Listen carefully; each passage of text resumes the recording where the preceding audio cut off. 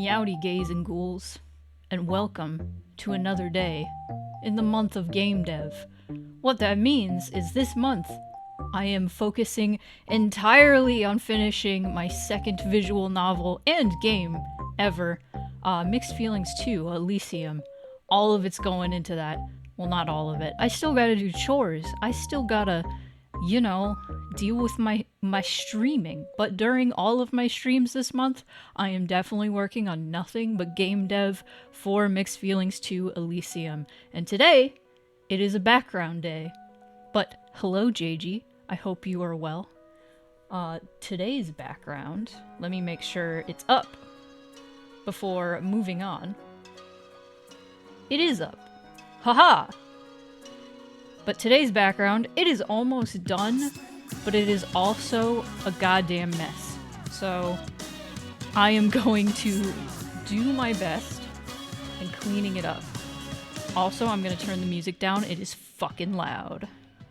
Whoops! This video is gonna get demonetized. And Moonpie is already out and saying that she wants to be let out of my room. Also, where's my tail? Oh god. No. Sorry, I was testing the game before coming on stream. So, it happens. Oh, my tail's there. Okay. Well, I'm gonna let Moonpie out because she has to do this every time I stream. As soon as she doesn't tell me until I start streaming. She doesn't tell me until I start streaming. It always happens. It's like I start talking, she comes out from under the bed and she wants out of my room. And I'm just like, Jesus Christ. Alright, well, BRB.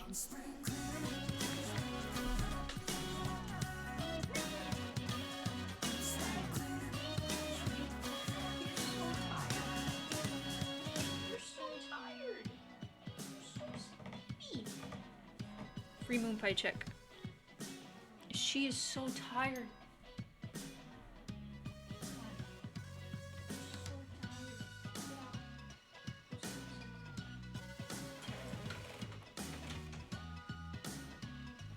Oh my god. Oh my god. She's so sleepy. She is so sleepy. I cannot believe how sleepy she was. Oh god, where did I put my glove? Oh god. I cannot draw on my tablet without my glove. Alright, now I'm actually ready to go. I'm getting right into it today. I'm on fire. I'm on fire. I'm literally on fire. I'm burning. Please help. Oh god. But this is Dandy's room. This is Dandy's room. It is very fantasy-like. I guess is a way you could call that. But Dandy really likes plants. Dandy is all about plants. So, it makes sense that his room would be absolutely covered in plants. My friend pointed out when I shared this with him, I was like, check this out. He was like, this is fucking awesome. But that bed gotta be dirty as hell. And I'm like, yeah, that's fine. It is fine. Don't worry about it.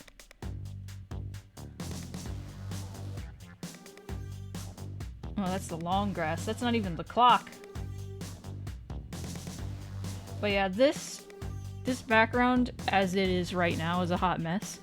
I used some really good flower brushes that I found in the Clip Studio Paint asset store for free, even though they're really high quality. I think they're by Sewn. I don't know how to say it. It's a Korean name. I'm not super good at Korean pronunciation. So, forgive me. But, holy shit, these brushes, it's what I use for the roses right here. The roses are just completely, shaded, highlighted. The line art is, colored. And these hydrangeas, too. I'm gonna put a little bit more depth in all the things that I use the brushes for, cause I want that depth. But I'm definitely gonna see about putting this person's name in the credits of the game, because I use the heck out of these. Yeah. Nah. I know I joke and I say I cheated. This is absolutely cheating. I just need you all to know. But I mean, this is a thing that you do in game dev in general, is if you can cut corners, if you can save time in a way that is legal. This is legal. These are brushes that are in the asset store on Clip Studio Paint. And I got them, and I'm using them, and I'm gonna credit this brush maker because holy hell, this is saving me so much time and is helping so much, and I don't want to draw all these leaves. Also, hello Mars. And flowers. I drew some of them. Some of them were important. And that I draw myself. So I got back into Cult of the Lamb. And I know you're probably thinking, weren't you already just in it? And it's like, see, the thing is, I played through it once, and then I started streaming it and playing, like, the opposite of what I was doing, right? And then I did, like, my month of game dev thing, where I can't really stream the game because I'm streaming game dev stuff. So I'm like, well, I still want to play it. Granted, it's way more fun to stream it. It is way more fun to stream it because everybody makes my life hell, and that is fun in its own way. But I also wanted to make my own game where I am evil, because I just want to have full reign. Because when you're streaming it and there's like crowd control, you don't have full reign, and you never have enough wood to build anything, and it's funny for views. But man, I just wanted to play, so I was like, I'm gonna play. So I made a new game, and I'm about caught up with the Twitch stream. I'm about. Not necessarily. I haven't even opened up a Nura yet. And I beat Hecate during stream. I remember that. So I'm just having a good old time in my cult. I made me as a cult member. I have a little Lou cat. And I forget who told me. Somebody told me, no, it was the Lou cat. It was the Lou cat that told me to kill them. They were like, please, I want you to murder me. And I was like, you know, alright. And then I murdered them. And then another cultist was like, hey, we all miss Lou. Is there a way to bring them back? And then I brought them back to life. And then I gave them a necklace that makes them never sleep. So they are constantly working. And it's really sad and beautiful, actually. I'm adding a little bit more depth to these vines. Is that all that is? Is that all this is? Is that all that is? Vines and grass. Okay. I'll probably add more depth to the grass on that layer. So yeah, I am making all of my cultist cats. Like every new cultist I get is just a different colored cat. I have Moonpie as a cultist. And I had an old cat that I had growing up named Jones. You know, like from Alien. The orange cat from Alien. So I had an orange cat, named him Jones. And then Moonpie immediately after Jones joined was like, hey, bet you won't murder Jones. Do it, you coward. And I was like, geez, Moonpie, alright, I'm gonna kill Jones. And I killed Jones. And then Moonpie was like, wow, you honor me. And I'm like, Moonpie, you're a little freak. It is the strangest thing naming cultists after cats that you have known in life. It is very funny.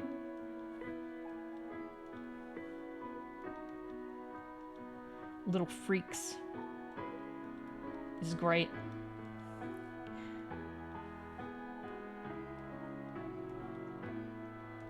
Been having emotions about Dandy today.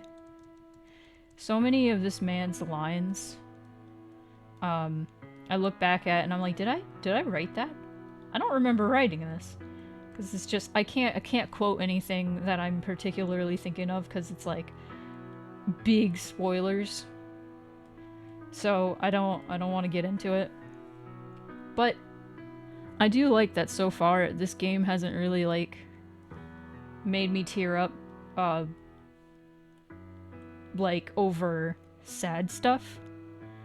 But it's more so like kind and happy stuff that makes me tear up. It's like happy tears. It's like literally the opposite of the first game, because the only time I ever teared up was during one of Silas's roots, like something Silas said, and it was sad. It wasn't happy. It wasn't a happy thing.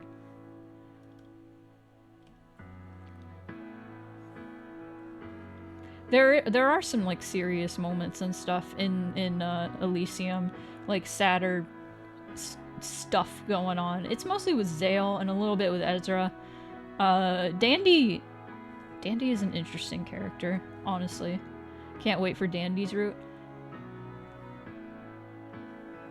Dandy has... Well, technically, each character has quote-unquote... or two quote-unquote roots. They have what I've been calling... What have I been calling it?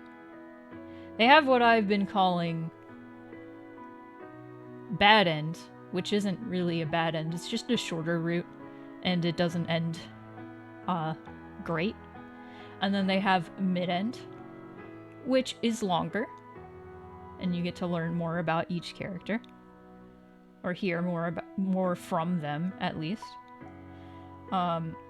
Hey, what? Where are these hydrangeas? I have everything organized so nice. Oh, bed and long grass. And then the mid-end branches off into another end. But it's like, it's not super different from the mid-end.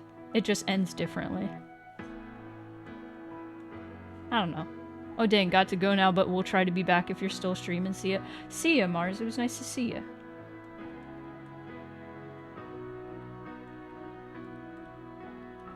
But I've actually been struggling a whole lot again with the I keep making the choices like more difficult because I keep thinking of neat little things to do.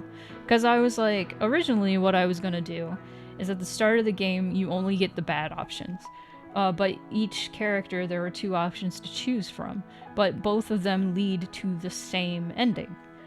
So I was like, okay, this is going to be confusing to the player, because they're probably going to be like, oh, I chose the wrong thing, and then try to go back and choose the other thing, but then the other thing brings them down the same exact path, and that's going to be frustrating. So I was like, well, how about I don't just put one option? And then maybe show the option that'll unlock later, but it's locked and you can't pick it. So I did that. And then this complicated things slightly. I know I have an idea on how to fix it. I just made it harder on myself and more confusing. What I have right now is each choice, or specific choices, have the ability to turn blue to indicate that they have been unlocked. So what I have right now is, if you haven't hit the trigger to turn that option blue, well, it's grayed out and you can't pick it. However, this is a problem because when you go down certain routes, it changes to this option is now equal false instead of true, and then when that's false again, then you can't pick that option anymore, and sometimes you need to get that option to go down a different route, and that's going to be an issue. So I think what I'm gonna do is only have that grayed out option if you don't have... Okay, what was I thinking? I'm talking about this to myself to, like, figure it out later. It's like specific, like a specific ending. If not... Oh. Oh. I'll figure it out. I'll figure it out. If not a certain persistent data is unlocked, then that option will appear grayed out. But if the blue option is unlocked, then the blue option is gonna highlight. Oh, but then I need, I'll figure it out. I'm making, like, this is becoming way more complicated than I wanted it to be, and I don't know why it's become so complicated. Oh. You don't think things like this, like story branches and stuff like this, would be this complicated, but boy howdy, they sure are. And there are many different ways you can go about them. It's not just like a singular way that you can do this is the problem. There are so many different ways you can go about it, and I'm probably going about it the hardest possible way, but I'm gonna figure it out. I'm determined. I'm determined to figure it out on my own.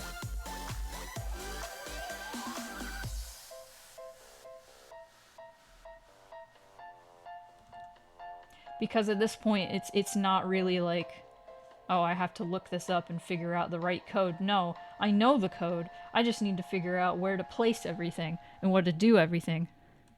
Hello, Cosmocomic. Everything is complicated, especially coding.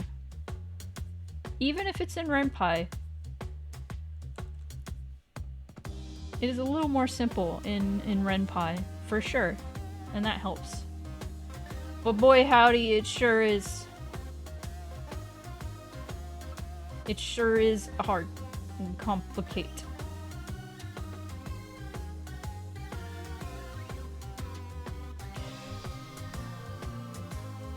Oh.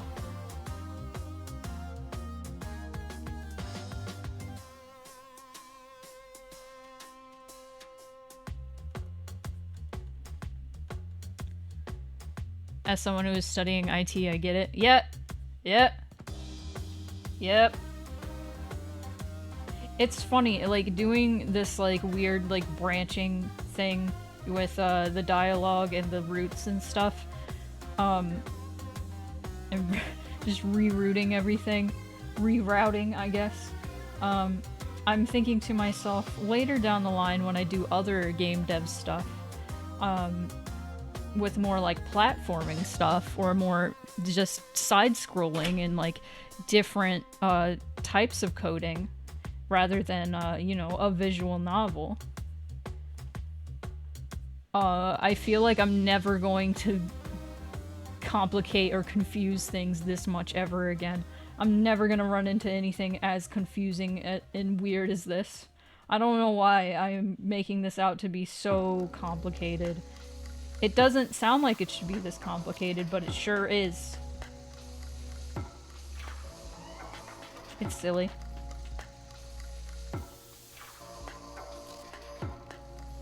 It's not. That's the thing. I think that's the thing that's making it hurt my brain, is it's not that complicated, and I'm overthinking it. That is the problem, for sure. Can you imagine having this many plants? Absolute bliss. Absolute bliss.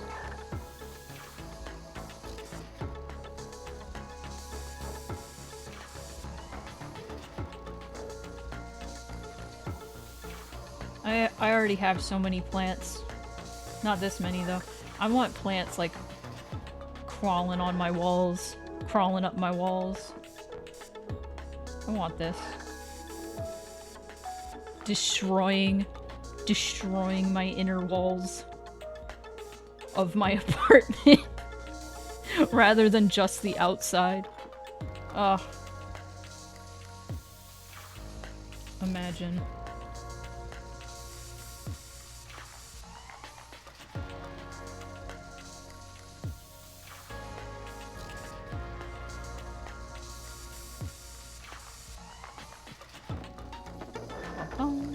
Okay.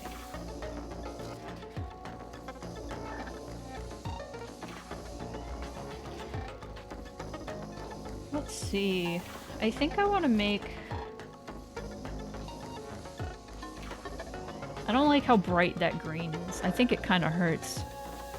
Desiree Dolly, hello. Welcome in. I am attempting incredibly busy background. I knew it was gonna be busy. This is insane. This is, ludicrous. Okay. Oh god, that's even brighter. That's not what I want.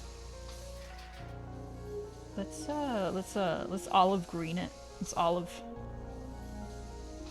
That's nicer. Maybe we can put a bit of like brighter green in there. It'd be nice.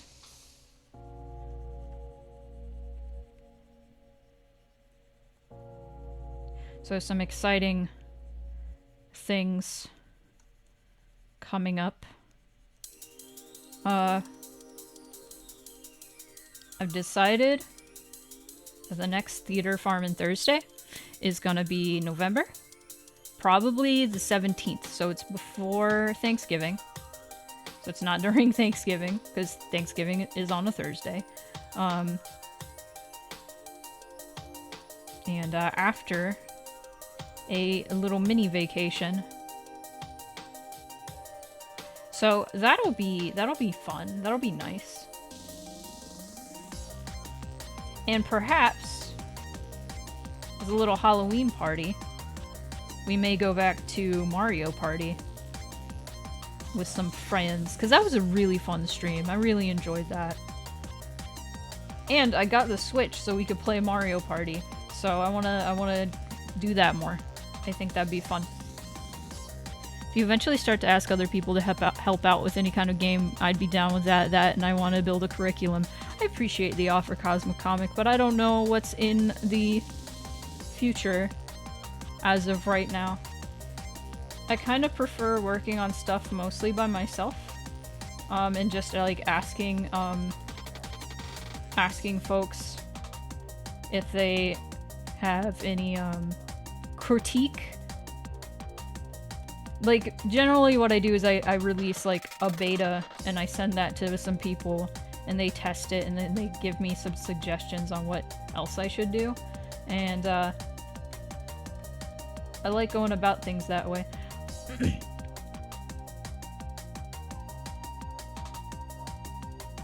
I'm of the opinion... I'm in the same kind of boat as like Toby Fox. As in, like, I feel like Toby has said this himself. The more people work on something, the longer it's going to take, because there are more and more factors,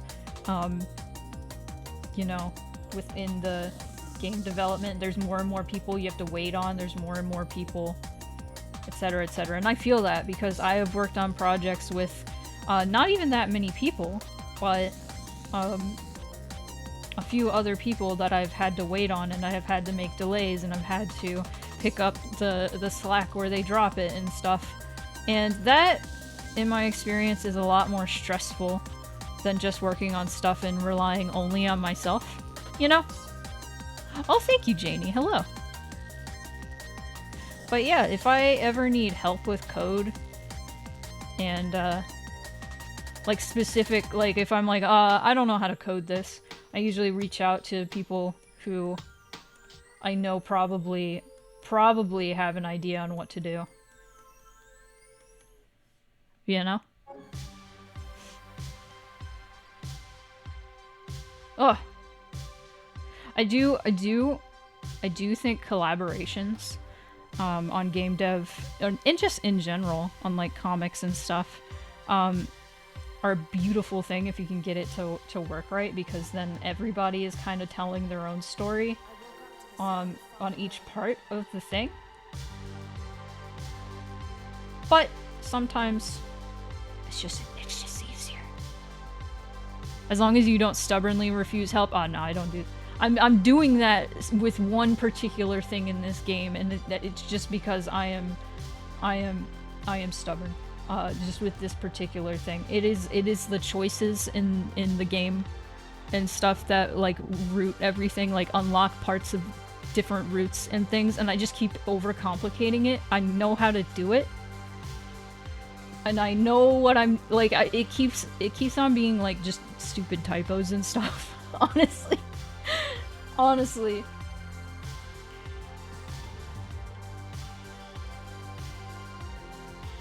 Oh.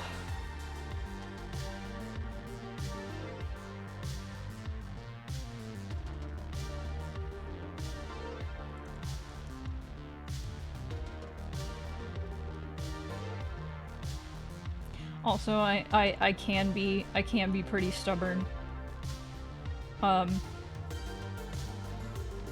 get sometimes, like, this is a confession. This is a confession. I like to, like, occasionally make a joke about how frustrating something can be, whether it's with coding, with art, etc., etc. And I'll, like, make a tweet, like a meme about it on Twitter. And I don't know, I can't describe why this makes me mad, but then like people will be genuinely like helpful and like reach out and try to give me advice on how to do a thing. And I'm just like, no! I just wanted to lightheartedly complain for a second. I thought it was funny. I appreciate the help, but that's not what I want right now. Go away. And it just feels so... I feel so slimy and gross for being like this, but... There's like this picture of a goat. This seems so non sequitur. There's like this picture of this goat that somebody put the caption like, when you know that you need help, but you refuse to accept it, and it's just like this moody looking goat, and I'm like, that's me. That's me.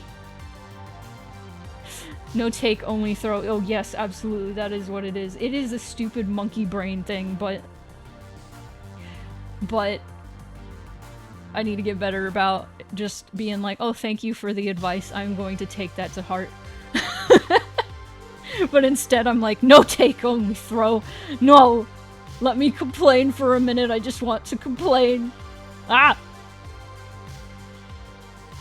It is that, exactly. No, at least I am aware that I am doing this. It is stupid.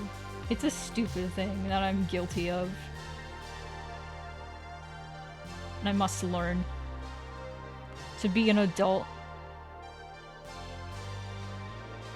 This is something Ezra would call me out on.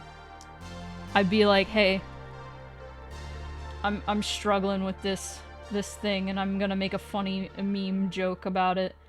And then she'd be like, hey, why don't you try this? And I'd be like, no. I just want to complain. And then she'd be like, ah, yes. You just want to complain. And I'd be like, listen. Listen. Just let me complain. Also, hello Kumba Monster and Allie.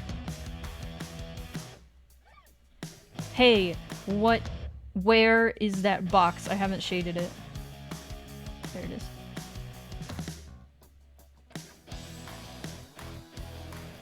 There we go.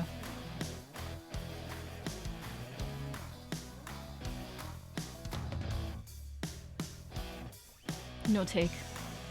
Only throw.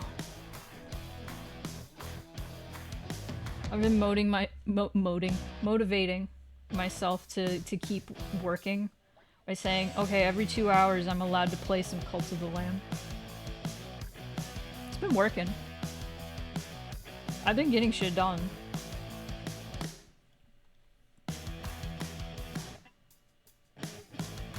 I just want to get, like, the entire script and all of the, like, needed assets and stuff, and all the assets I already have, like, down into the script. So I can get to the point where I'm just playing through the game over and over in every single possible way and finding everything that's wrong and nitpicking everything. I just want to get to that point. That point feels good. This point also feels good. I like drawing. But the point where You are literally just bug testing everything. Hello, Raz. Welcome. But yeah, the point where you're bug testing everything and you're being nitpicky and you're reading everything out loud to yourself and going, that sounds weird, that sounds dumb, that's hard to read. That feels the most productive to me for some reason. When I got to that point with the original Mixed Feelings, it was just nice to have like people play through the game and give me advice and be like, hey, there's a typo here, hey, there's this here, hey, there's that. I'm ready to get to that point. I hope you can get to a point where you can become happy with what you've done today. Oh yeah, no, I'm happy. I'm happy with everything I've done so far. I'm really happy with everything I've done so far.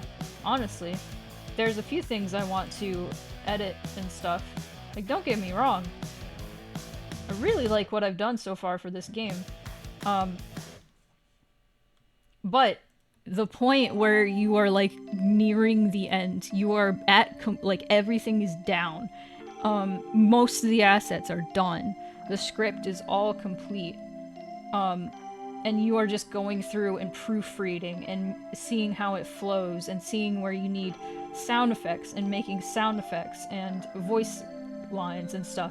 That, like, when it's, like, getting finishing touches and stuff, oh, that feels so good. This is some amazing plant work. I was talking about it earlier, not all of the plants are completely, like, are drawn by me. They are a plant brush. A really nice plant brush.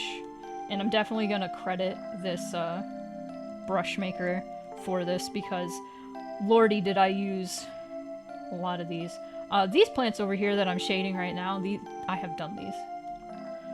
These I have done because these are part of the plot, so. These are Louisias, these are Amaryllis, and these are lobster claws, also known as fake bird of paradise. And this is actual bird of paradise right here. I love bird of paradise. Plant brush or plush. Plant brush. Oh, thanks for the water, Raz. Hang on. Everybody drink some water.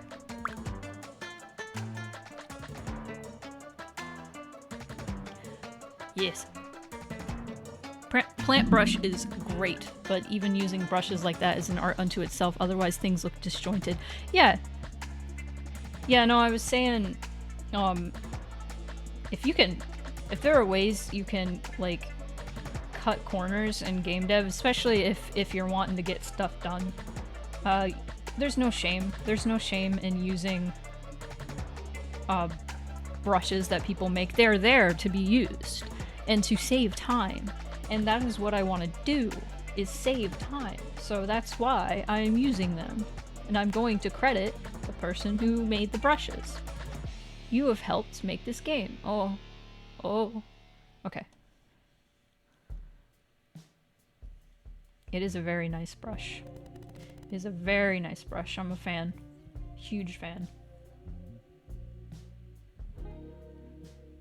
But yeah, even in the first Mixed Feelings,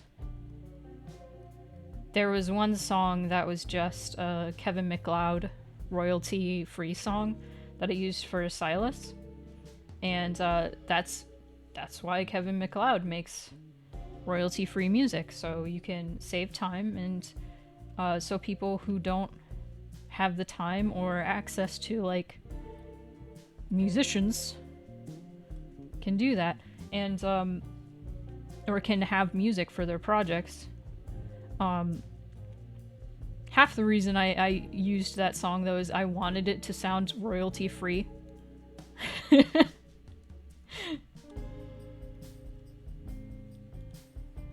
So I just went ahead and did that. Yeah, using tools and using assets that were made to be used is not an issue. Like, if not everything is 100% like made by you, that's not a problem. That's not a problem. You put it together, you had the idea, go for it. Doesn't matter.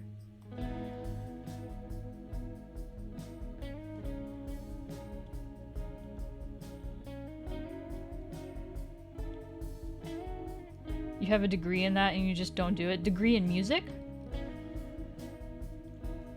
Because also, music is like very time consuming.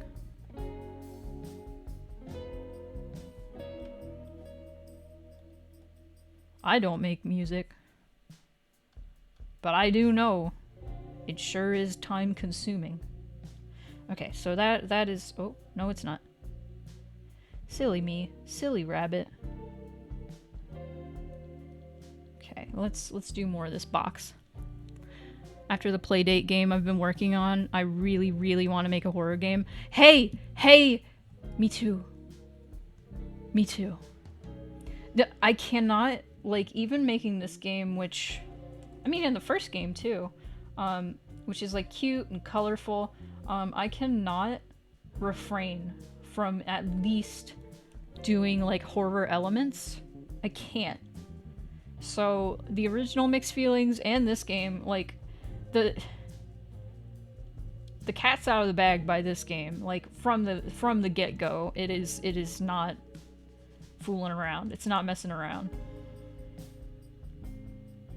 So I'd argue that this game is has a lot more horror elements. The first game maybe more so just in the sense, like, people went in not expecting it to be, that way. But this game definitely has a lot more of that element. Since, I mean, the first game, like,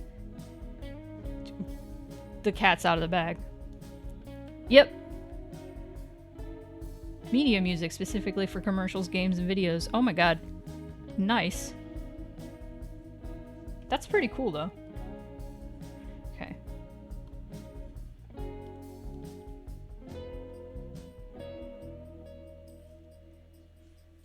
Okay. Okay.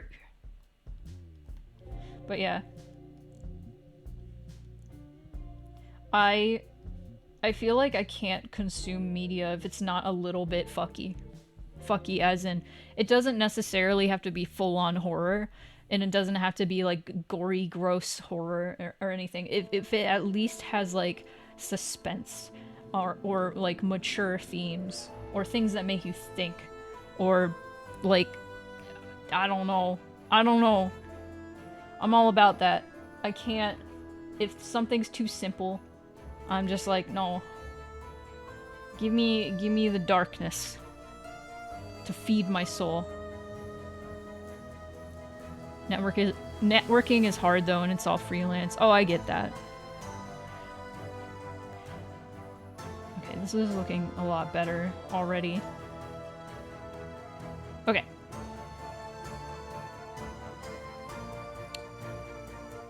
A few things I want to do.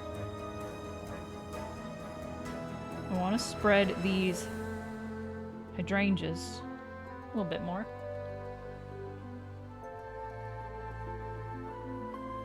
Where are you, hydrangeas?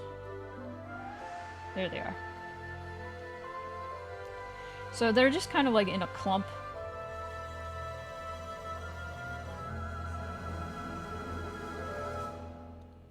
I want to spread them out a bit more. Oh, heck! What's the cat doing? Hang on. You know what the cat doing? Oh my god. Oh, I love my new text-to-speech. It's awesome. Thank you so much, Zeke, for the 2 months. 2-month streak? No, 4 months. Holy shit. Oh my god. I am doing a background. That is what I'm doing. But hell yeah, welcome in. What is funky music? Oh, this is the boutique theme. Oh. I swear I'm a professional. I draw for money. I draw for money. I do it. Alright, cool. Okay. Alright. Alright. Oh. This is nice. This is nice. Okay. I do like these brushes that they included that don't have the flowers on them. That's really nice. Okay. Where are these roses? They're probably in the next one. Right here, yeah. Cool. Let's put some more roses. Let's put some pink. Break up the pink. Oh, those are too small. What the fuck? Good lord.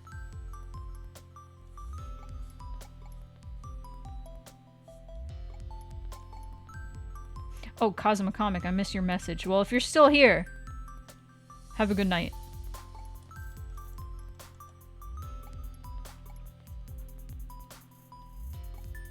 Oh my god, why is that rose falling over? Oh! Ooh, I haven't heard of Night at the Gates of Hell. That sounds cool. Is it I'm imagining it's a horror game since that would make sense, considering we were talking about horror.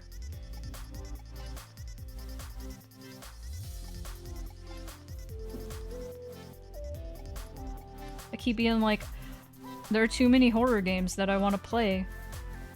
And October doesn't last that long. And then I'm like, oh yes, that's right. I can just be a horror streamer. Ha ha ha ha ha. Oh, thanks for the water, Cass. Also, hello.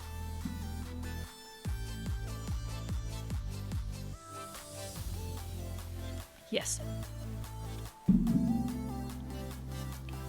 If you want recommendations for spooky games, I don't really like horror games that are just yippee, jump scare time. I don't mind jump scares if they're used right. Call of Duty Zombies. I've never been like interested in Call of Duty, but I don't know, the Call of Duty Zombies stuff I've been seeing looks fun and campy. Which is the right way to do zombies, let's be real. You can't have a super stupid serious like zombie thing anymore, because zombies are just inherently silly.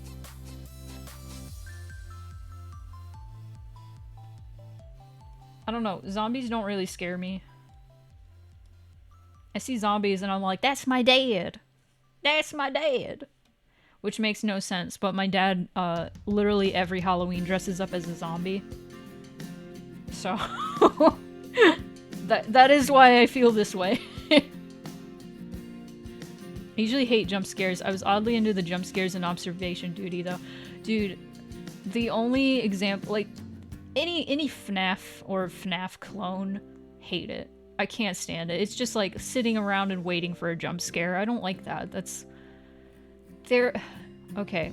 Fuck Scott Cawthon. Fuck him.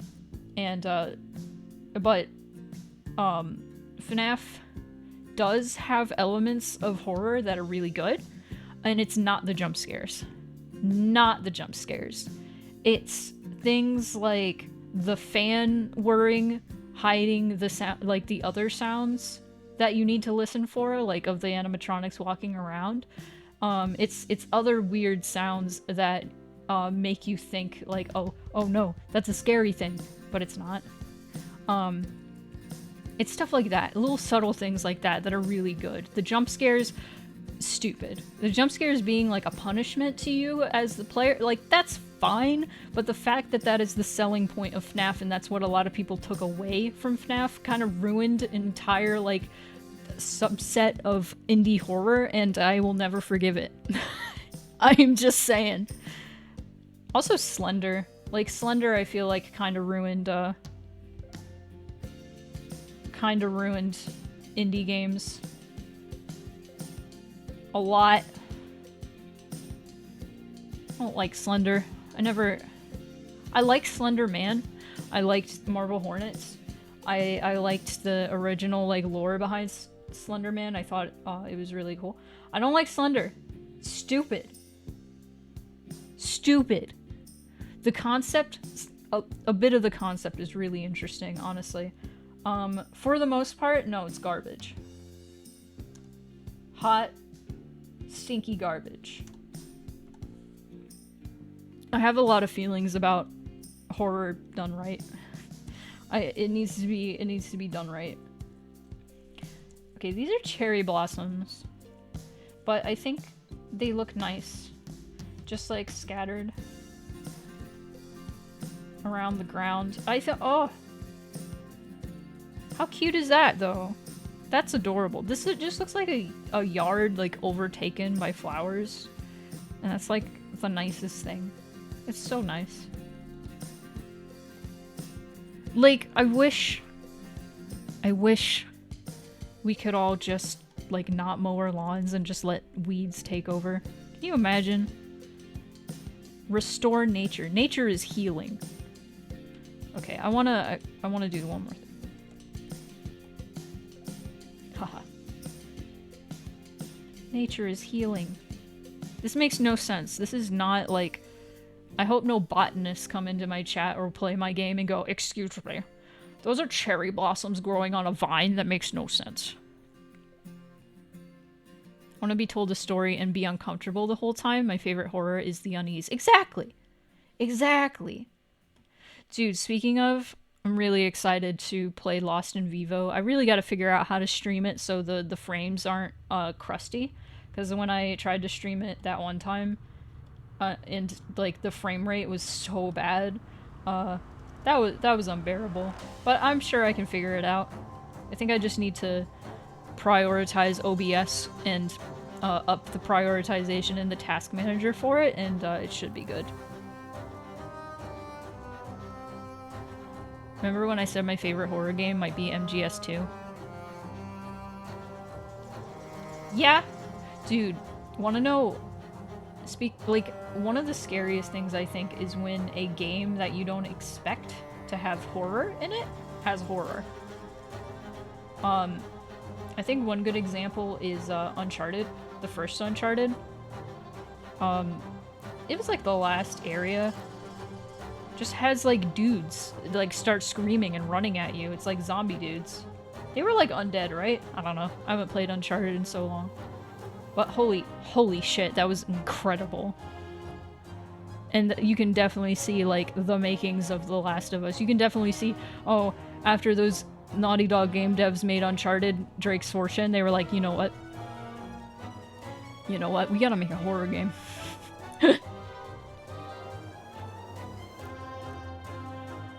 Oh yeah, I know exactly what you're talking about. Metal Gear Solid 2 is has a really good meta horror sequence. It's awesome. It's terrifying. Meta horror is one of my favorite types of horror. If my games weren't indicative of that enough.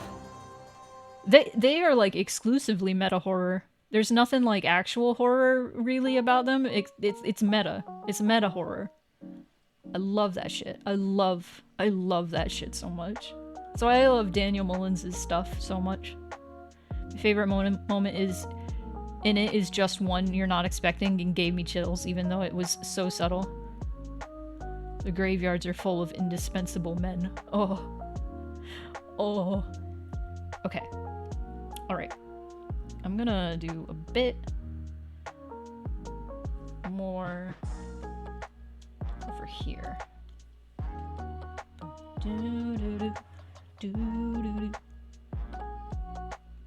I have never played Animal Crossing, but man, I love KK Cruisin'. KK Slider or whatever. KK... I love this song.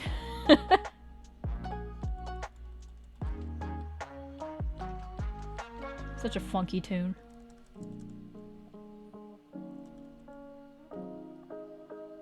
Thinking about playing Metal Gear Solid for November. Nostalgia November. But we'll see.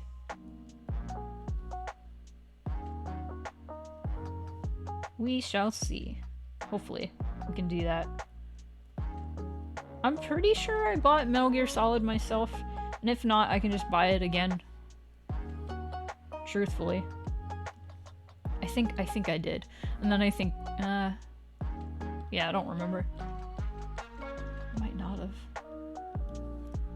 So I have like a bunch of games I downloaded from my brother that I cannot get anymore. Suck.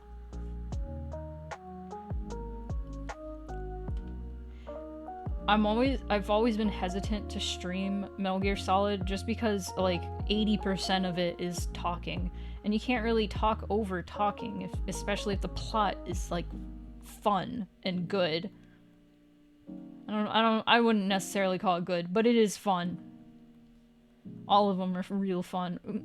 3, Snake Eater has a really good plot, and it's so silly. I love Snake Eater. Okay. Okay, I think the flowers are crazy and out of control, and that's good. But they look more balanced.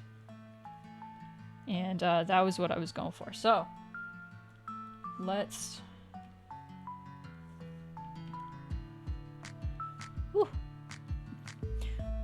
I'm gonna do highlights.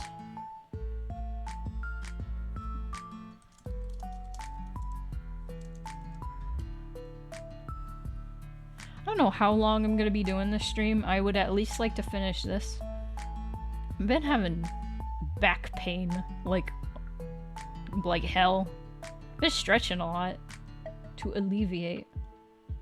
But man, sometimes, buddy, sometimes hurt. It hurt bad.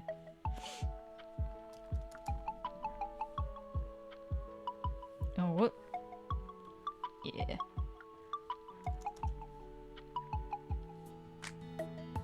But don't worry, I won't be a fool and push myself.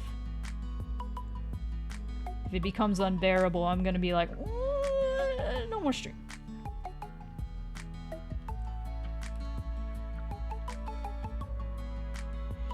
You know what I really want to draw eventually? Just because I think it'd be cute. You know the title cards? Not title cards, the cards from SpongeBob with the Alaskan bullworm, where with each word it was just a really emphasized like typography of that word. Like Alaskan was icy, and then bull was like furry like a bull, and then worm was made out of worms. And then like later SpongeBob was like, it's big, scary, and pink. I want Dandy wearing a shirt that says that with those cards. I think it'd be so cute. He's big, scary, and pink. I love Dandy so much. I'm having so many feelings about this pink lion man today, and I can't believe he's real. He's a real man. He's a real character that I made. How? How did I do this? Funny enough, I think I mentioned this before, Dandy originally was not going to be anything like he is now, and I don't know what made me make the switch. It might have been, like, chakra stuff, honestly. Because originally... What was he? I know I was making, like, all the characters, including the main character. I just do this if I have a cast of, like, 6 to 7 characters. I was assigning them all, like, a different sin from the 7 sins. And I'm pretty sure Dandy at first was, Wrath. Or Pride. I can't remember, because lions, I don't know. But no, Dandy was, like, his personality has done a complete 180. He's not the same as what I originally envisioned. However, Ezra has been the same the entire time. Nearly. Originally, I think I started with like a jackalope instead of a Wolpertinger. And I was thinking like sort of like an Applejack like character, like My Little Pony. Wearing like overalls and stuff. Really kind-hearted country girl deal. And then that didn't like really work out. And then I was like, I really want... I don't even know. I don't think I, like, thought really much about it. I think Ezra just kind of appeared. and she's been the same ever since she appeared. So much so, originally her name was Esri. And then I kept calling her Ezra on accident, and I was like, okay, I guess that's her name. She was so prominent in my brain. Still is. She writes like all her own lines, and so does Dandy. Dandy's original name was Drake, like dragon. And he was gonna have a lot more dragon parts. Still gonna be a manticore, but I wanted to throw more dragon influence, like scales and stuff, like cat eyes, like slits for eyes, that kind of deal. A lot more ominous design wise.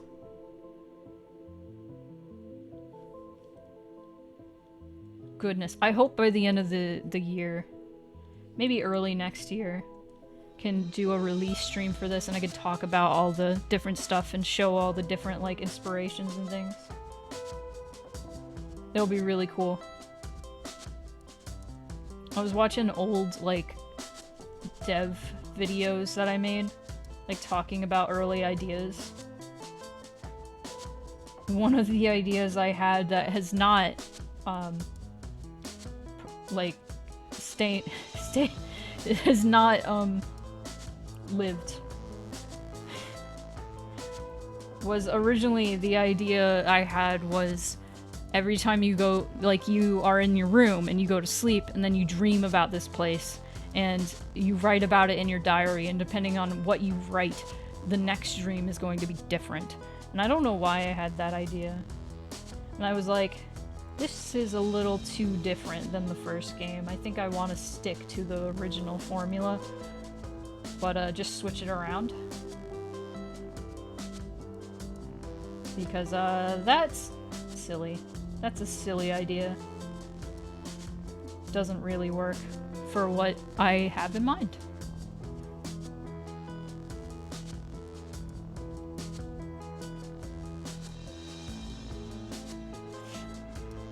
I think I've mentioned it before, the original idea for Dandy, when he was named Drake, was just kind of a pompous, rich asshole. The word territorial comes into mind. This is probably when the game was still in like concept an actual dating sim and not just a visual novel. It's sort of just shaped into not a dating sim. So I didn't see any reason to make it a dating sim. You know?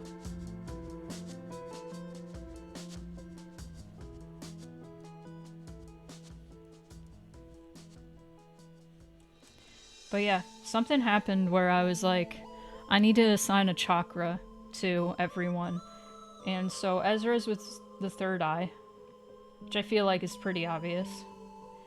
And Zale's was a heart. The heart. Which I don't think is as obvious, but Zale does have a heart in his guitar. And then Dandy's was the crown chakra. And the crown chakra is all about spirituality and your place in the universe. And then that's when Dandy's personality completely changed. Not every VN needs to be a dating sim. See, like the original idea, before I settled on Chimera, was gonna be a cryptid dating simulator. I was gonna make Mothman a secret character or something. And that's why there was a jackalope at first, because people often call jackalopes like an American cryptid. So I was gonna have a jackalope. I can't think of any other cryptids that I had in mind, but that was the original idea. And then I made a Twitter post asking people, hey, what are some mythical creatures? Give them to me. And so I noticed a trend with all the mythical creatures, and this is like just in general, not just the suggestions given to me. They're all like hybrids of different known animals. Even dragons. They're lizards with bat wings. So I was like, well, what if I just made a game where they're all like chimera? And part of this was I had the idea. I was thinking about chimera cats. Have you never seen a chimera cat? They're like split between two different breeds of cats, like straight down the middle. And I was like, what if I made a chimera cat an actual chimera? And so Silas's design and concept is kind of what like really set off the entire idea. You have a couple chimera cat OCs? Oh my god, nice. One of the comments on that tweet introduced me to a mythical beast I had never heard of until that tweet. And it was the questing beast, which is what Perry ended up becoming. Questing beast is the general idea is that some people from Europe went to Africa, saw a giraffe, and described it. And then it became this Arthurian legend beast, representative of Christ. And I was like, oh dude, this is metal as hell. So then I made Perry.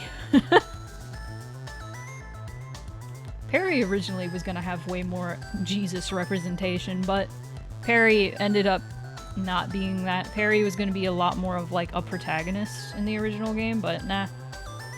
Not quite. Not quite.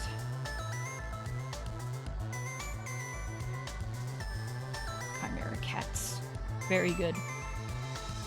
And then you got Kahira, who's just an easy griffin. Zale hippocampus. Seahorse. Ezra Wolpertinger. And then a manticore. I think the lesser known ones are hippocampus, maybe Wolpertinger, and maybe well, definitely questing beast. Nobody really knew what Perry was, honestly. They were just like, oh yeah, Perry's a dragon. I'm like, that's close enough, that's fine. Somebody else was like, I thought Perry was a giraffe, and I'm like, well, that's closer, actually.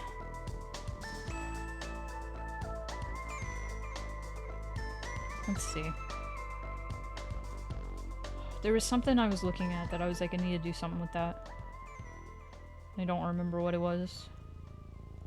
Uh-oh. Don't you hate when that happens?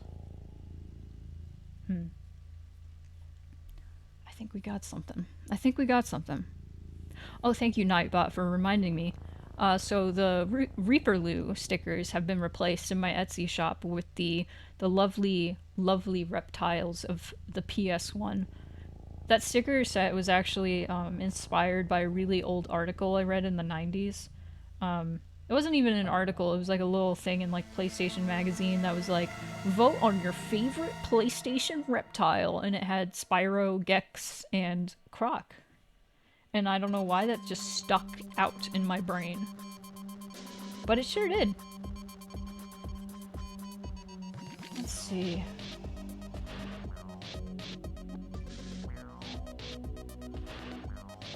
This music is jamming.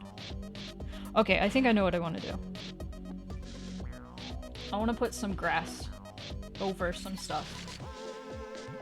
I think that would be a good idea. Oh, don't do that. Okay, it's saving. Okay. Oh, I love this funky tune. Oh my god, it's so good. Just stuff like this. Oh yeah.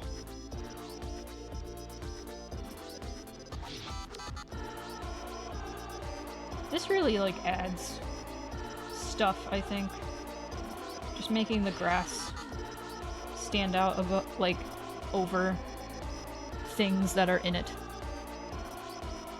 Especially like these tree roots, that's gonna be a thing we need. Oh, sad music.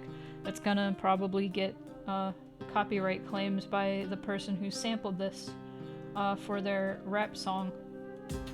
You know, just normal things. This happens a lot with Silent Hill music. People will sample like Silent Hill music and then monetize their music that they sampled, the Silent Hill music, and then you know what happens next. You know what happens. Bullshit. That's what happens. YouTube's like, this belongs to them, and it's like, actually, it belongs to Konami. Konami, listen to them. DMCA them, please. Don't DMCA me though. I'm good. I'm playing the actual music.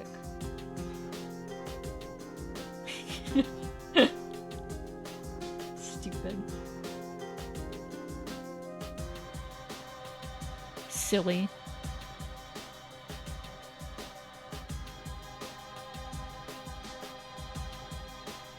Oh man. What else? Let me do a lighter color. Yeah. Yeah. That's what I'm talking about. Okay. This is so busy, but it looks so good. I like it. Okay. I'm gonna look up a picture. Because I want, like, light pouring into a cave. Oh, yes. See, like, look at this shit. Look at this shit. Something like this. I think I can do that without using that entirely as a inspiration. Okay. Here, this is what we can do. We can get like a nice gold. And we can get a nice like purple. And then we can do this. Right? Okay. Overlay that. Oh. Oh, that's gorgeous. Oh, that's gorgeous. I'm gonna cry. It's beautiful. Okay. Not quite what I want. Yet. Right? Because what I want is light. Just, this is like heaven. Like you just walked into heaven. That is what's happening right now. You just walked into fucking heaven. Not actually, but that's what the feeling I want to give you. Walking into Dandy's room. God just took you to his home. And you are marveling at how beautiful it is. That's what's happening right now. Okay? Alright, we're on the same page, I hope. Now, here's these. Here's these. Okay. Right? One more thing I want to do. This is important. This is imperative. Okay, that's too much. Let's do... No. Particle density? No. This is something I used to do a lot in my, my last webcomic I did. Okay, particle size. Let's shrink them. You're like, what are you doing? What are you doing, Spoony? I'm doing dust particles, baby. That's what I'm doing. It adds a magicalness. It adds magic. That's what we need right now. We need magic.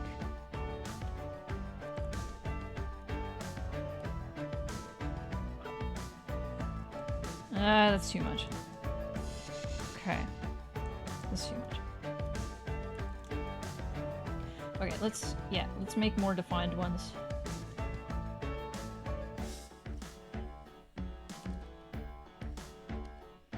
And I think that's it. Okay. And then let's blur it a little bit. Now you got dust particles. Isn't that cool? Isn't that happy? Okay, I turned down the opacity so it's subtle. But I think that's it. I think that's it. What do you think? Let's zoom in. What do you think? Are we done?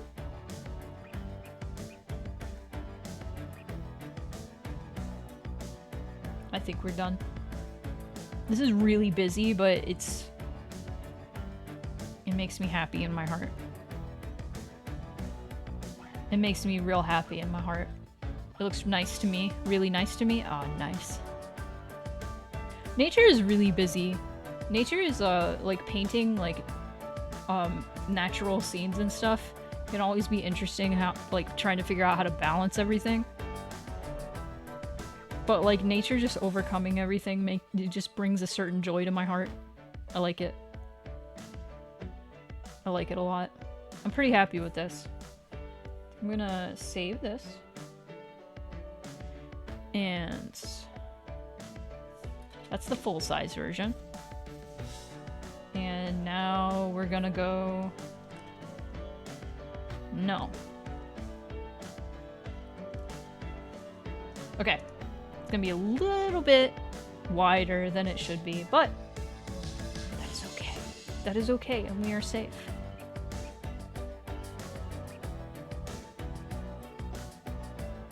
We are safe. And I'm gonna call this BG Dandy Room. I'm gonna save that. Okay, now we have everyone's rooms. Let's look at everybody's rooms. I'm gonna bring them all up because I'm excited. Okay, so BG... Ow. Crunchy, crunchy back. Crunchy, crunchy back.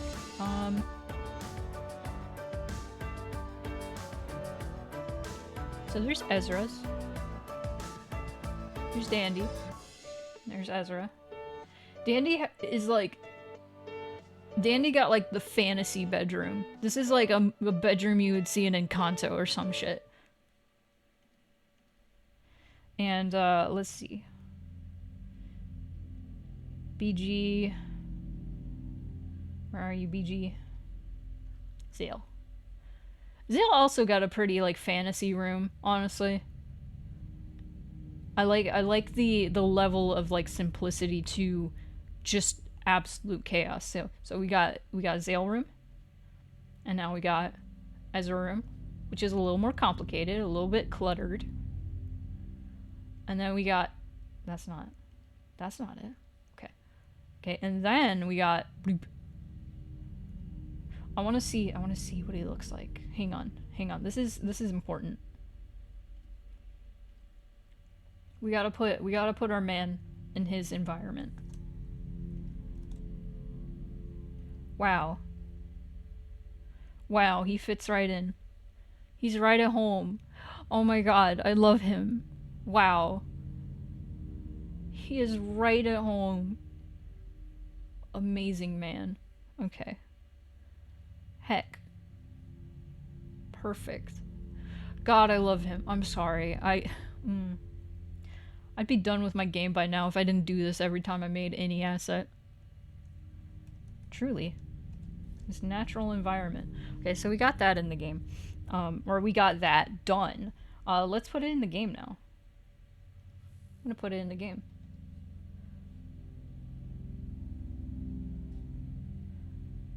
I'm opening the game. Where's this music?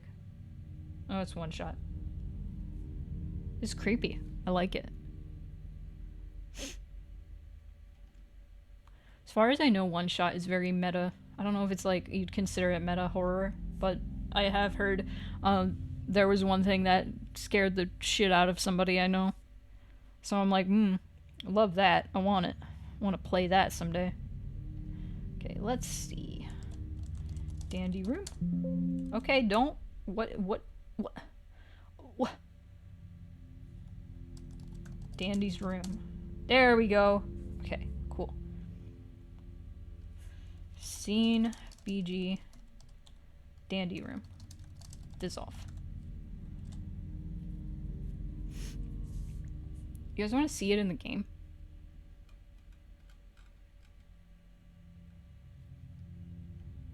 If the game's gonna work, because the choices have been a little upsetting. Okay. Ew. All right. Let's launch the game.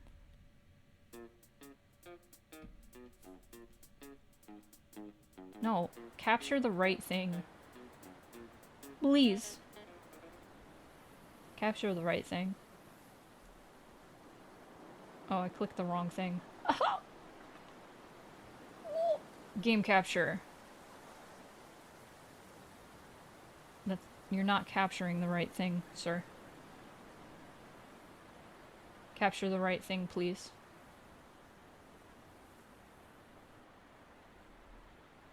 Capture the right thing, please. Hello? Capture specific window. Mixed feelings, Elysium. This is silly. This is very silly. Is it capturing it yet?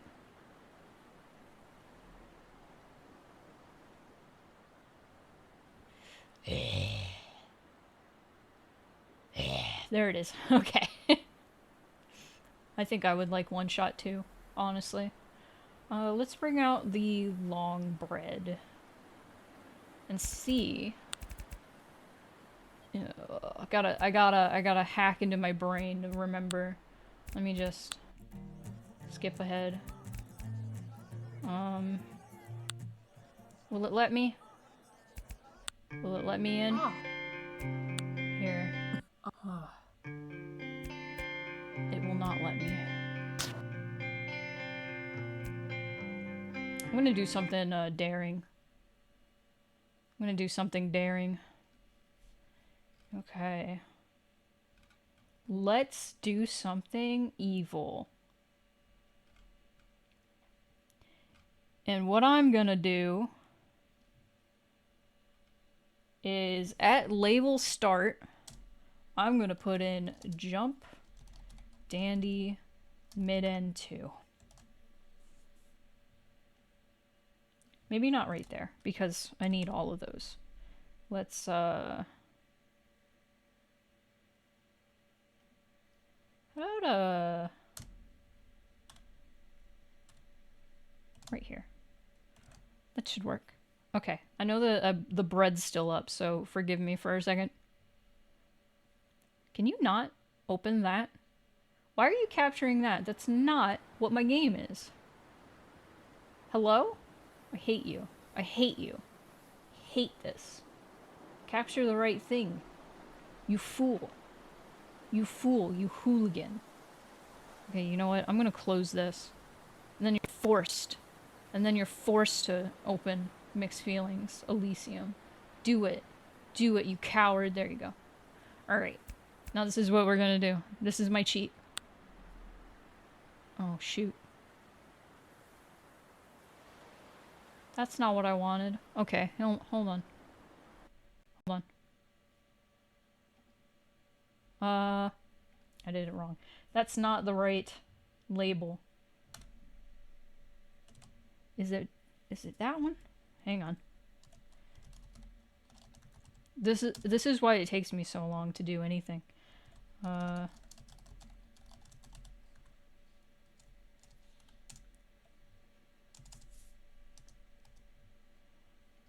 It's Dandy mid-end 1, you silly.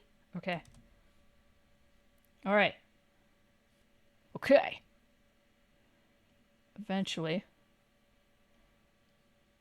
Oh, wrong thing. Oh no.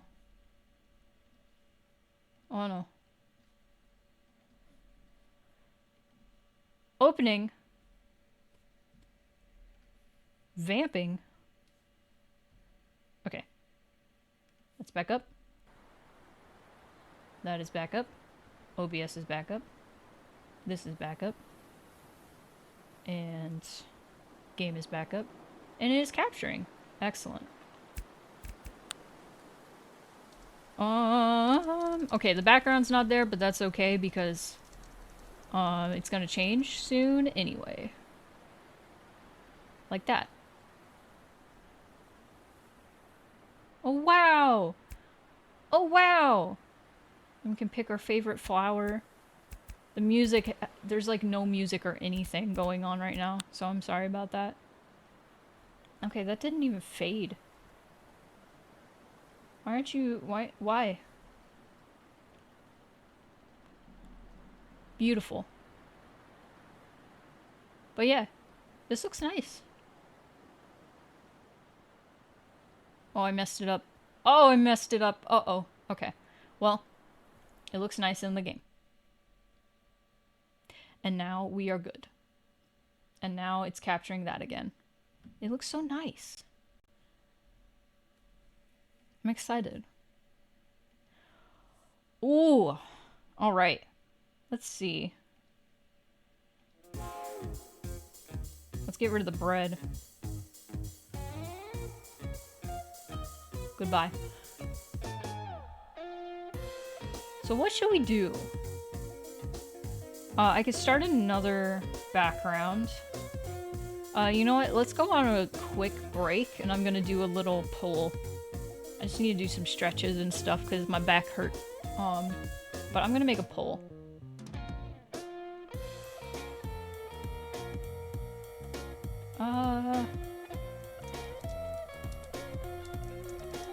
What background should I start next?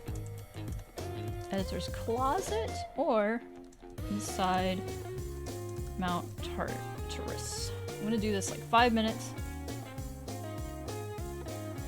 Start poll. There's a poll, so you can vote for what you would like to see next, and I can start that next background.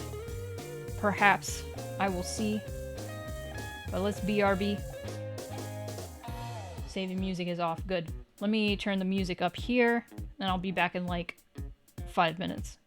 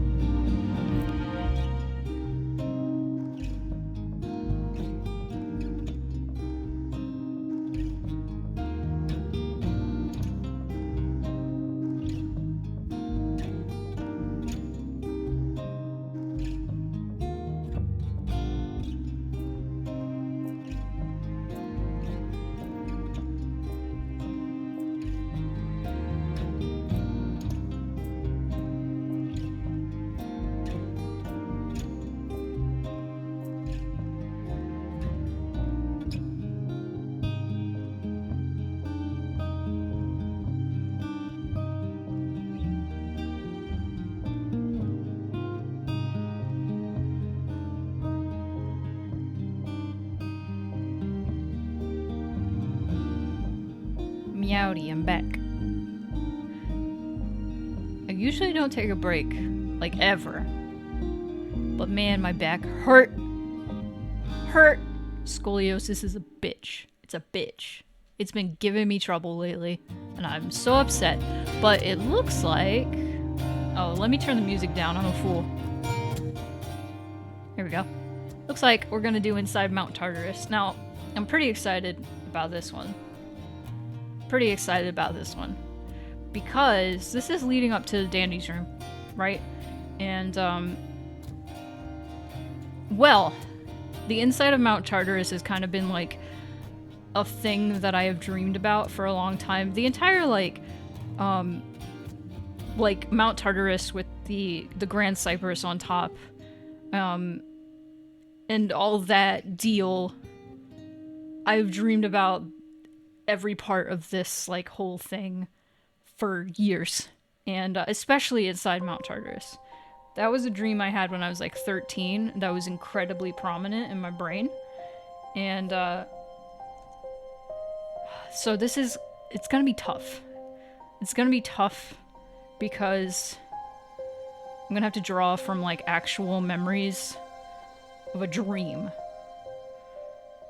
And that might be a challenge because it's not a real place. But I do know I'm gonna look up very wide cave with stalactites and stalagmites. This place is so prominent in my brain that I had it in a work of fiction I wrote when I was younger.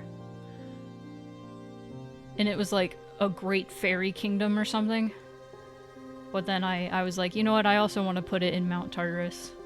In mixed feelings. I'm looking. Okay, is it Mammoth Cave? Might be Mammoth Cave. I cannot do cave exploration because it sucks. I am incredibly claustrophobic. I've done a cave tour once. And it was pretty cool, but there was one point where it was way too tight and I thought I was gonna lose my mind. Oh, this is neat. Okay, this is neat. I don't think this is, like, the reference that I need. Pretty cool. Pretty neat. I can't do caves either. Yeah, it sucks. I don't know why I'm so claustrophobic. It might be, like, genetics because I learned fairly recently that trauma can be passed down to your children. And I do know I had a parent who got locked in a trunk on accident. So I feel like that might be why I'm claustrophobic. It could be. It could be. That would do it. Here's another good reference. I mean, this first picture isn't really a great reference, but here's the thing. Here's the thing about, this place in my brain is it's a very wide, huge, massive, open cave. It would not make you feel claustrophobia. So let me see if I can just draw from, like, my brain. So, very, very big, very massive, huge ceiling. Right? Big hollow mountain. Hollowed out mountain. This is kind of what I'm envisioning. And this is probably you in comparison. Huge. Massive. Enormous. Here's the thing. It's got stalactites, right? Okay, that's a really fat stalactite. It's got stalactites up here. But in addition to that, it has stalagmites. Okay, maybe I can look up an image of stalactites and stalagmites. Maybe that'll stalactites and stalagmites. I don't understand how any, like... Oh! Okay, this is my worst nightmare. Hold on. Hold on, this is my worst nightmare. This is 2 of my phobias combined. Oh! Oh.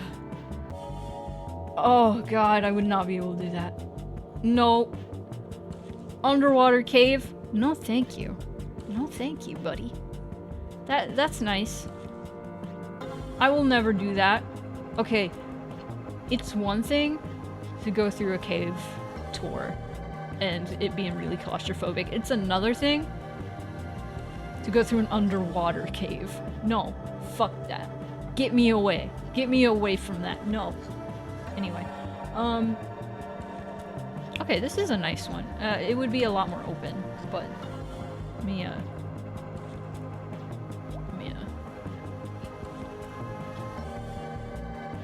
close this.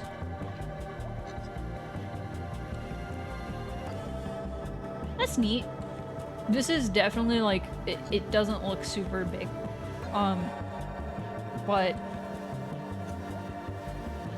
it's a good reference. Okay. In my brain, one of the most prominent things about this is there was water, but it's not like deep water, it's like ankle deep water.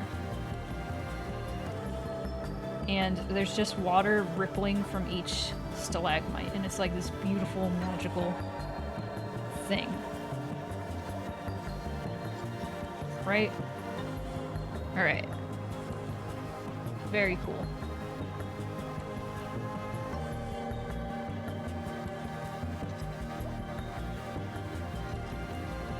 But in addition to the stalactites in the ceiling, there's also roots from the tree.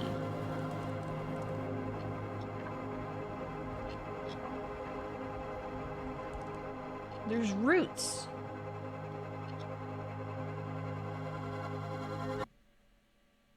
They kind of blend in.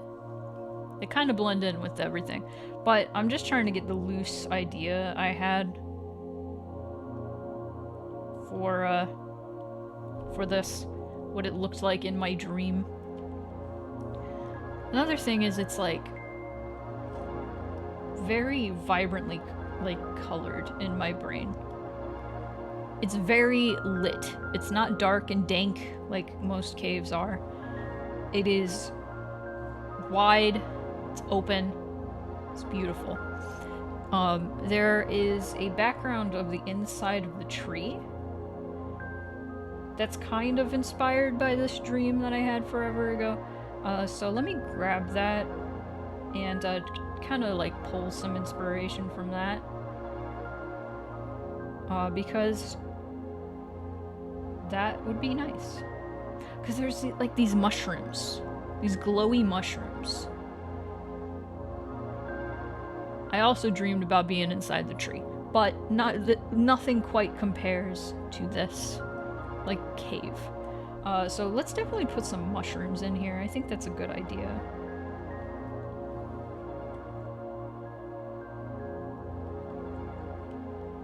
Some mushroom here.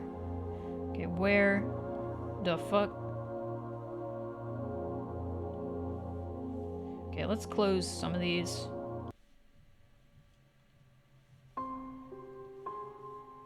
That song ended very suddenly. Okay. Okay, I do like these mushrooms a lot. Let's kind of do some of these boys.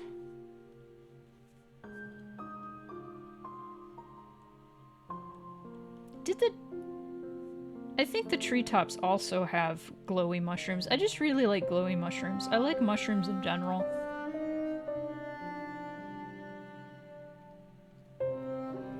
I need to figure this out.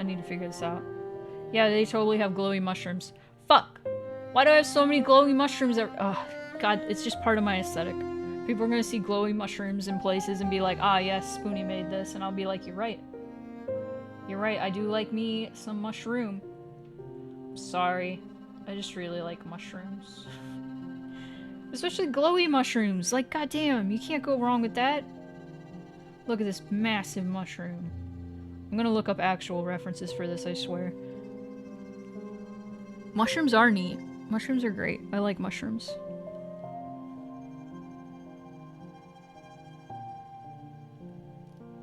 I grew mushrooms from like a mushroom kit like last year or the year before, I can't remember. It was really fun.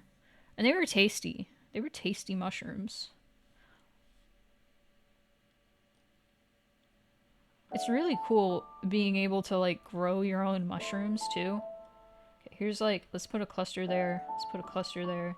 Let's put clusters.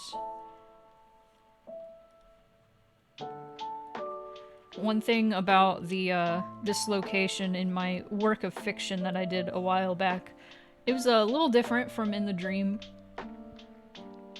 But one thing, because in the dream I was actually ankle deep in water. In the work of the original work of fiction where I used this location,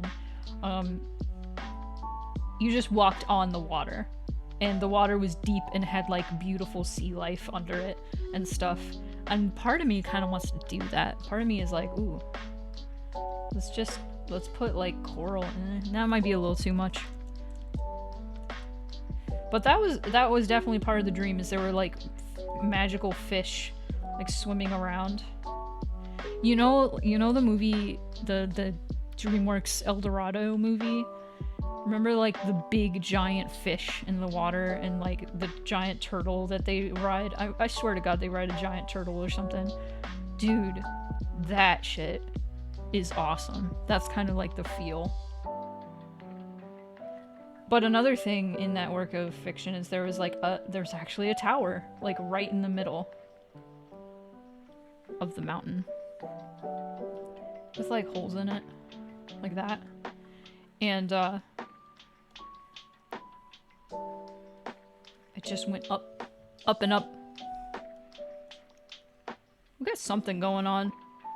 I don't want that tower in there though. It's silly.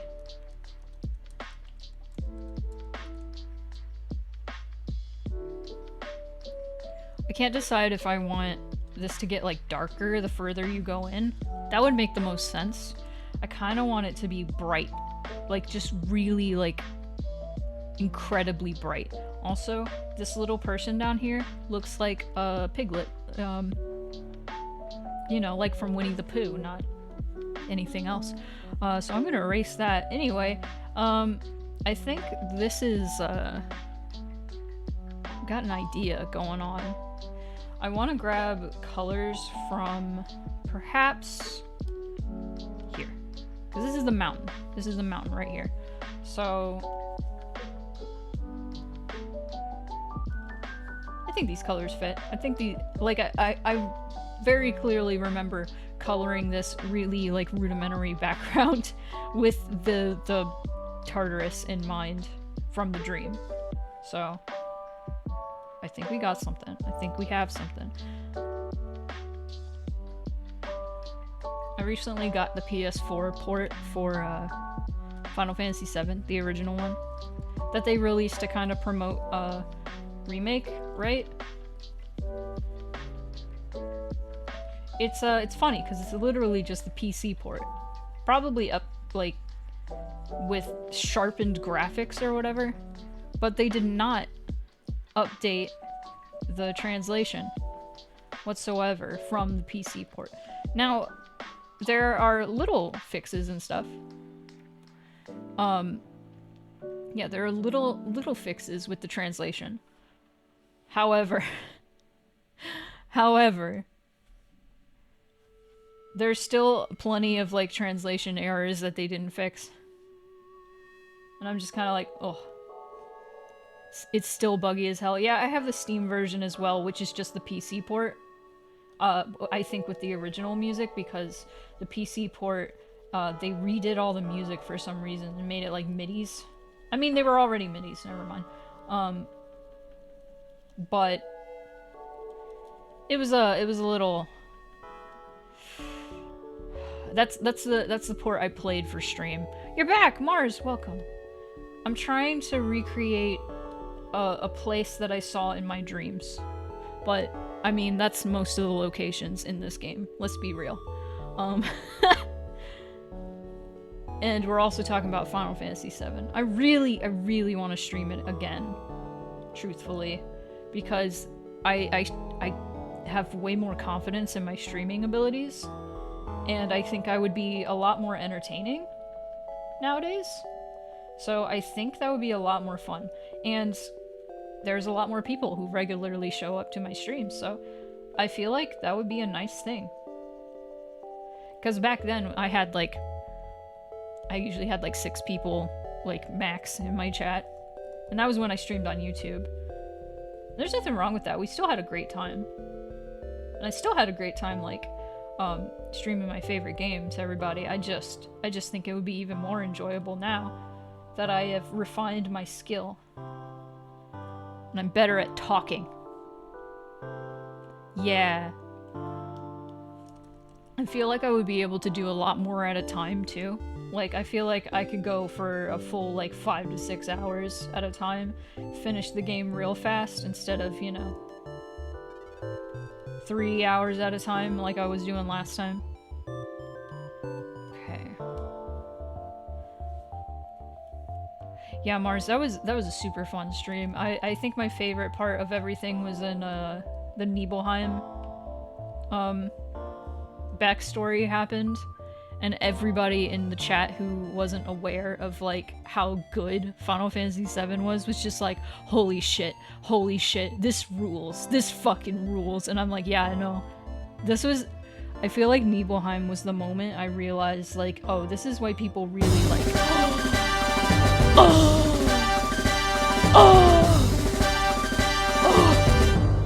all hail. All hail. All hail.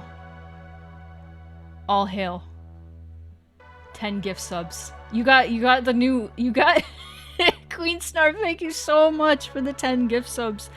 10 people aren't even here. What are you doing? We're having a chill time and you just come in and do the dancing cat. That's my new alert. Do you like it? It's the same noise, it just has a different gif. It makes me happy. But hello Queen Snarf, welcome, and thank you so much as always. I appreciate so much. We are, I'm trying to do a cool cave. This is like the inside of Tartarus, which, if you're unaware of what Tartarus is in Greek mythology, it is pretty important. I'm glad you like my new alert though, Mars, that's awesome. But Queen Snarf, hello, and thank you. We've done a few upgrades with the alerts, and mostly the gift subs. Gift subs are now cats instead of dancing dogs, but I enjoy them a lot. So thank you for enlisting 10 folks into the Clouder. Hope you guys enjoy your gift subs. Also, there's a fairly recent thing. If you're in the Discord, which you can be if you type !Discord, you can join the Discord. You get access to patron exclusive channels now, all the way up to time lapses and stuff. So you can see the weekly time lapses, the weekly concept art, and all that deal, all that junk. So yeah, as well as use funky little wiggle emote. Can't stay today, gonna go buy a bike, but thought I'd pop and say hello. Oh, enjoy your bike. That what a hello to. The new emote is so fun. Oh the new alert. Okay, I got you now.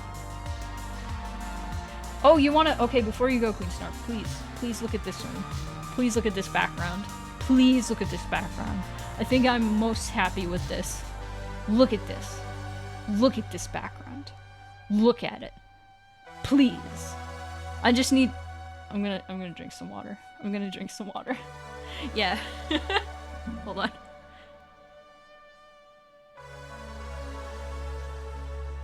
Yeah. That's Dandy's room.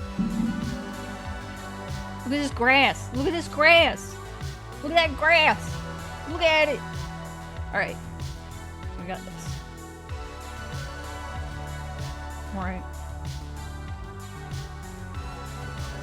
Brickleborg, hello! Hello! Let's see. Let's see. Look at this graph!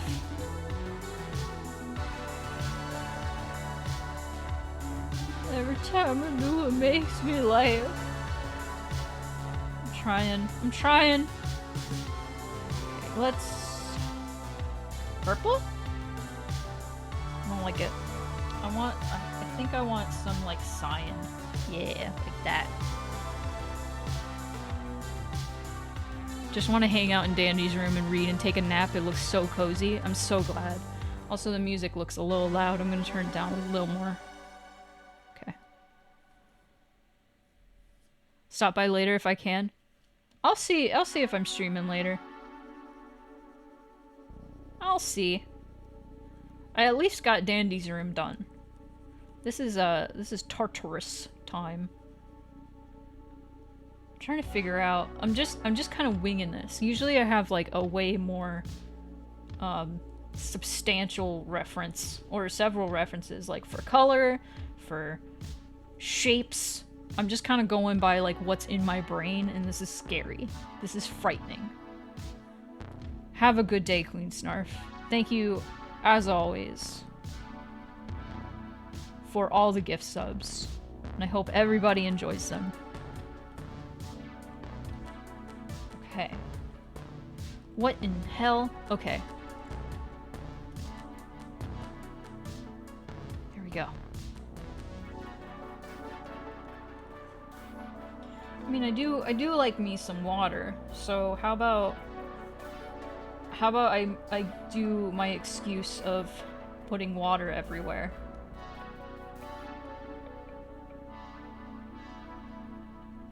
Yes. Yes! I've been putting water just everywhere. I'm already getting ideas for, like, updating the, description of this place when you go in. Okay, what? Alright. Okay. I'm trying. We're getting somewhere. Okay. Purple?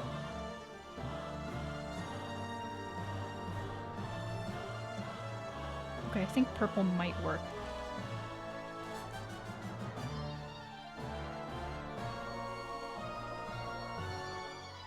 It might work.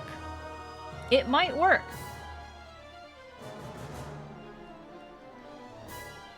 It could work. Okay, I think it does work. I think it's nice. I just kind of want to block some color in here. And, fix everything up later. And, do-do-do-boop. Let's do it darker. Loving these colors? I'm glad. I'm just kind of reaching inside my brain and hoping this looks like what I saw many, many years ago. Like 18 years ago in my dreams. I have not been to this part of Asphodel Meadows in quite a bit. I've been to the outside. Like, I feel like no, I don't think the tower is the most recent place I've been to. I do think the most recent was like right outside the mountain. My dreams are very vivid and detailed. I don't know how true it is. But when I was like 13, I learned 8,513. I learned from my science teacher that a lot of people don't even dream in color. A lot of people don't even dream in like many people. I don't think this is like a majority, but Many people don't even dream, like, in moving images. Yeah. Like, the way she was talking about it, she was like, we were talking about, like, dreams and, like, thoughts and stuff, and she was like, yeah, some people don't dream in color. Some, like, or, I remember being like, can you believe it? This person dreamed in full color, in full motion, and I was like, wait, people don't do that? There are people who don't do that? But I think dreaming in color and, like, full motion is actually, like, really common. I think she just didn't have that experience. Good afternoon, y'all. Just came back from Costco, found a cute tin of tea. That's awesome. Hello, Corgi. Does this look like a cave? Does this look cave-like? I hope it does. Hope this looks enough like a cave.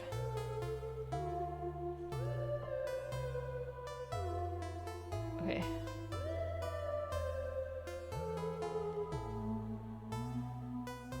$240 bags of tea. Holy shit. I mean, it's Costco. Buy shit in bulk.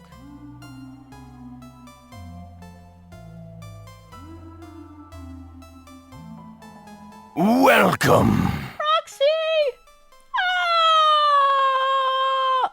Hello! Hello! I don't think we're in Kansas anymore, Weezer. I'm gonna guess that you were playing... the thing. Hang on. Hang on, I'm shouting you out. Oh, The Wizard of Oz. I couldn't remember the name of it, Beyond the Yellow Brick Road. How is that? How is that, Proxy? How are you? Thank you for the raid. Welcome, raiders. Welcome. If you don't know me, I am currently in the midst of the month of game dev, where I am forcing myself to work on my second game. It's been 2 years. I want it to be done. It's almost been 2 years. The Wizard of Oz JRPG. I think it's a DS game. Weird little JRPG. Oh my god. Oh my gosh. But yes, welcome. Welcome. What you can expect here is me working on games. I'm finishing up this one. This is Mixed Feelings 2 Elysium, and the original game is pay what you want right now. So if you like cute furry characters, which I can show you some right now. Hold on, I have some open. Do I? There he is. There's Dandy. We just finished his room today. Look at this. I'm still proud of it. But if you like cute furry characters and colorful backgrounds and stuff with a little bit of meta horror like mixed in with you know, mixed feelings and emotions and all that stuff, definitely give it a look. But other than that, I do like me indie games and indie horror games and just horror games in general. So if that sounds like something you'd be interested in, glad to have y'all here. Also, I'm doing well. Hopefully the dev's going well today. It is going well. I'm just a little... I feel like I'm a little slow today just because, back pain. The joys of being old. But, you know, I'm not pushing myself too much. But yeah, we got this done. Which this is almost done, but I'm glad it came out good. And now I'm working on the inside of a giant mountain. Here's the outside of it. Here's the top of it where there's a tree. Here's the inside of the tree. And now I'm doing the inside of the mountain. So you can see the little tree roots on top of the mountain. It's great. It's great. Believe me, I get that for sure, yeah. Nah. I have been blessed with scoliosis and it drives me insane. I've been blessed. It's upsetting. But anyway, enough about that.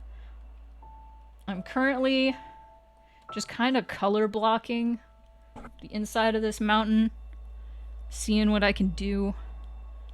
It's really messy right now. Usually I have more of a plan going on, but I'm kind of basing this off of pure fiction because this is like a location in my brain that I have seen in my dreams. So I'm kind of just basing everything off of that. So, you know, You know, I don't have, like, actual reference except, like, looking at caves and stuff, you know? Woo! Speaking of JRPGs, I now really need to play through Ryza 1 and 2 because 3 is coming out in February. Ah, yes, I saw that in the Nintendo Direct, and I was like, oh, that's that anime game that everybody was telling me about. With the good music. There were a lot of anime games from Nintendo Direct. There were also a lot of farming games. Speaking of, anybody but me somewhat excited for Harvest Moon? Well, not Harvest Moon. I guess Song of, what is it called? Song of Seasons?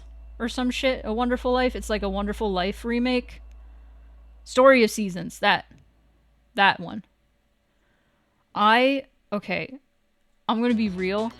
I was obsessed with this game when I was a kid, but I was fully aware that it was a garbage game. It is really bad. It is really bad. I really hope they make it better and make it more polished because it was such a slow game. And that's what made it so agonizing and what made me so obsessed with it because I just wanted to continue. I just wanted it to continue. You die of old age, just spoilers. I mean, that's kind of a given. They kind of like, they're like, oh, you age in the game. Oh boy, I'm gonna die. Cool.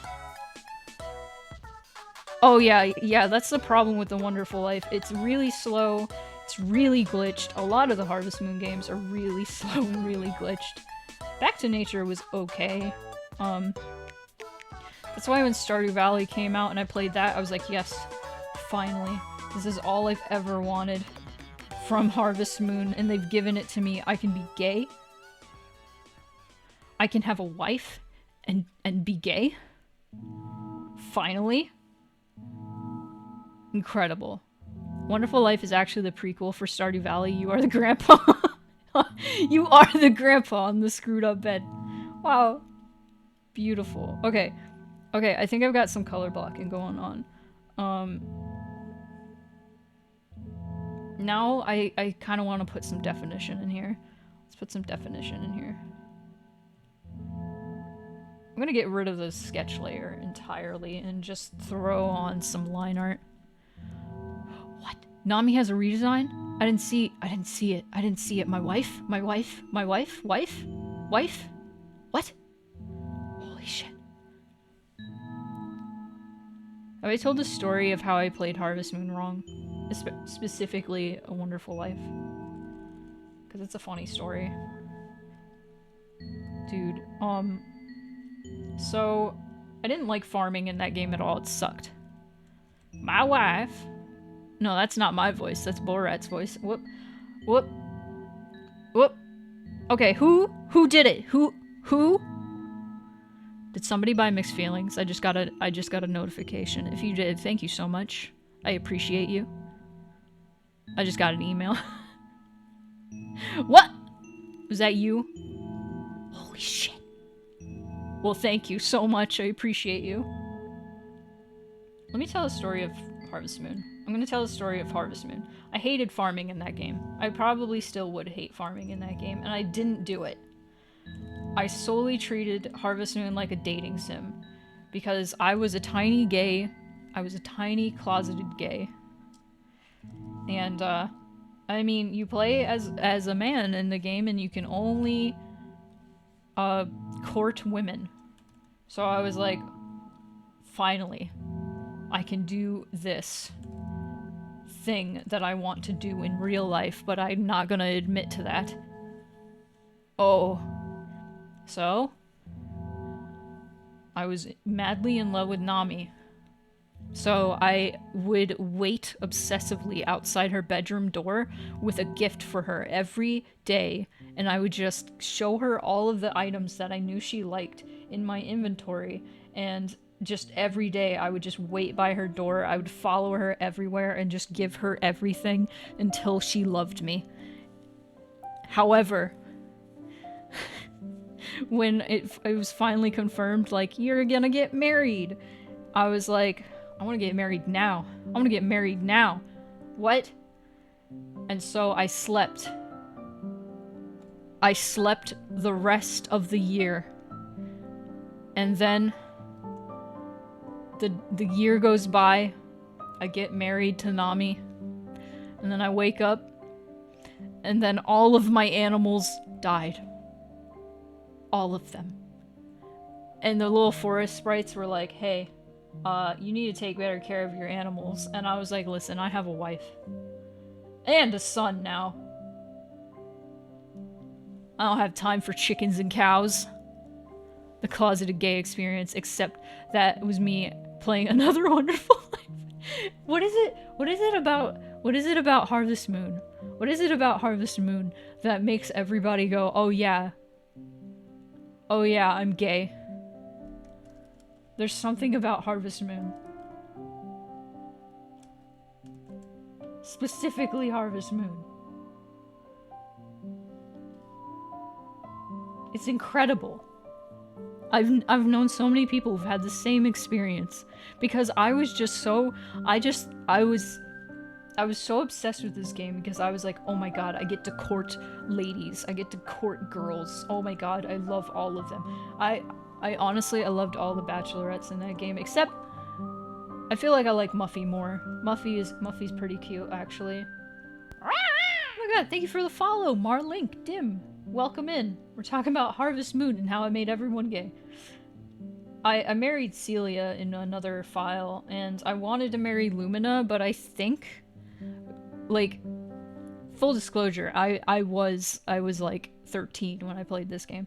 Lumina, I think in the first year is too young to marry because she's not 18 yet. She's like 17 or something. But man, I did have a crush on her. And I wanted to marry her, but alas, nah. Maybe someday. Well, not anymore. Now I'm old, but Lumina's cute though. She plays the piano and she likes cats, so like I liked her. I liked all the options were so good.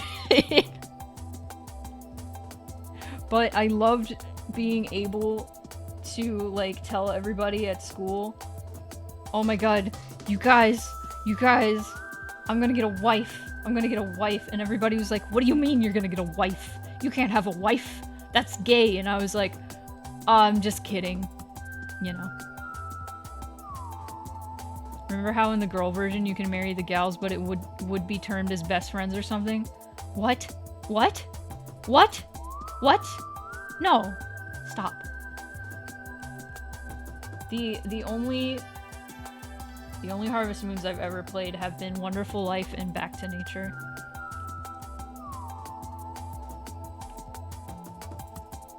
Wasn't there a Harvest Moon where there was like a bachelor option where they literally fucked up the code and you actually like couldn't marry that bachelor?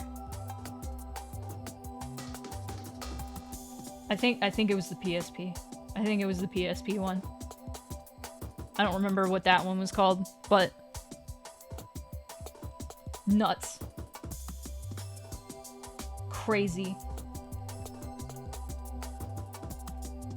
Got some mushrooms. Harvest Moon was so glitched. I don't know what was that? Like Natsume, I think is what they're called. They make a lot of weird games. Like they did Tulip. Tulip is a strange fucking game. Really strange game.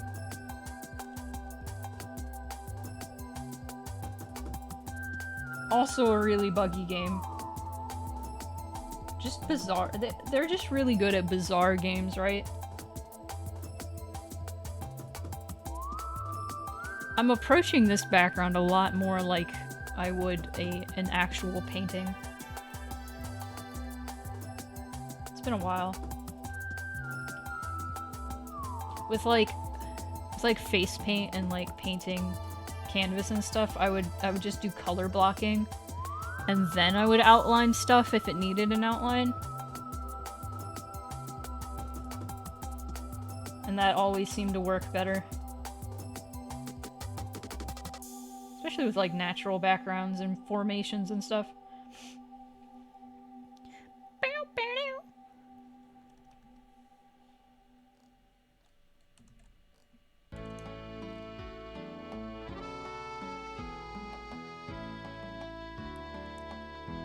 I thought this was a Harvest Moon song. It sounded so much like a Harvest Moon song.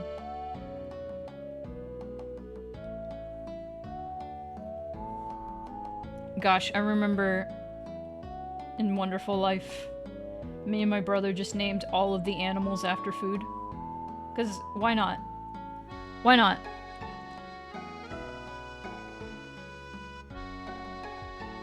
I think McNugget couldn't fit for the chicken, so we had to name it McNug, which was great, honestly.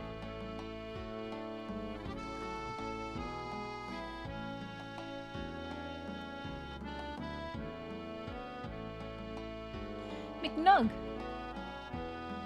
Chicken nugget.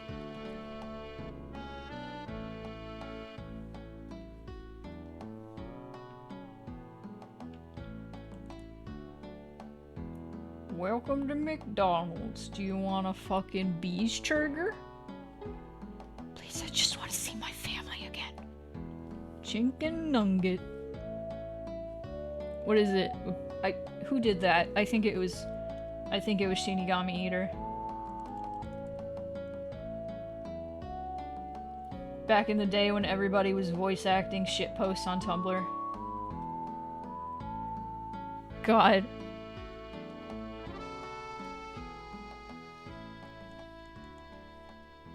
Those were the days, back in my day. People would voice act Tumblr shitposts. It was a simpler time. I don't know what I'm saying anymore. Hang on. Uh-oh. Uh-oh. Okay.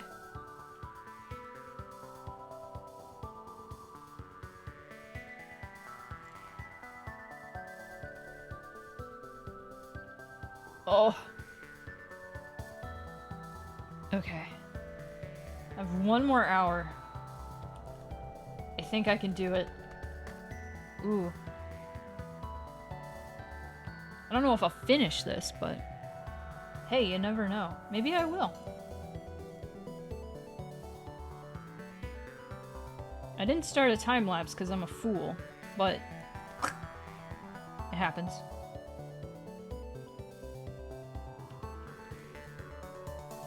That's a root.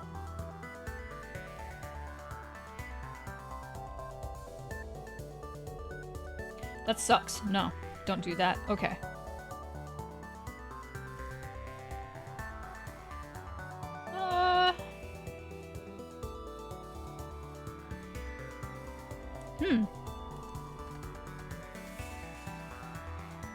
What do you mean you suck? I'm not talking. No! No! Hi, Squid Punk. Hello. I'm talking about the roots.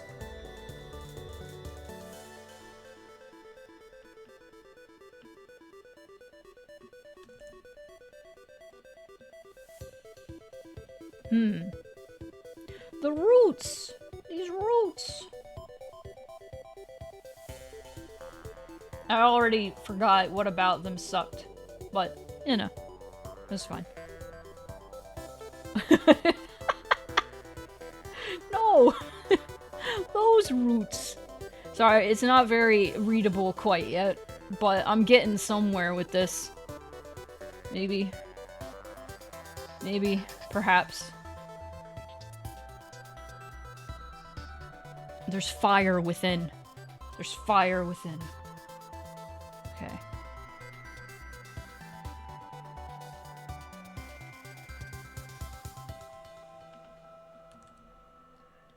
It's a dormant sort of volcano in here. It's like, I mean, they haven't been the same since they started playing late night shows, but they've got some incredible history. Also, what? I actually don't know. I actually don't know if I've heard the Roots. I might have. I'm just really bad with, like, names, especially of, like, bands. So if you're like, oh, man, this band that did this song, I'm like, I don't know if I know that song. And then you play it for me, and then I'm like, oh, okay. I do know that song. I do know that song. Usually. I know Modest Mouse. What? Wait. Every time I talk about music, I lose a follower on Twitter. Boy, do I feel that.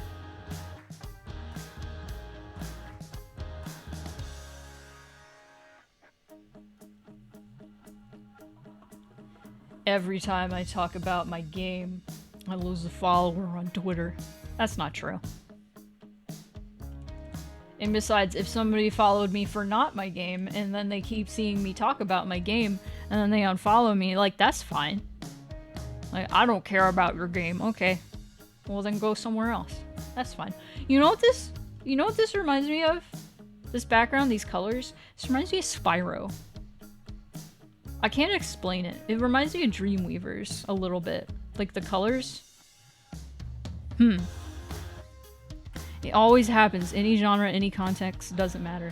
Now, I have noticed that. If I talk about the theater, and it's like, okay, well, if you don't care about the theater, yeah, the best option is just don't follow me. I'm gonna occasionally just talk about the theater. I'm not gonna judge you.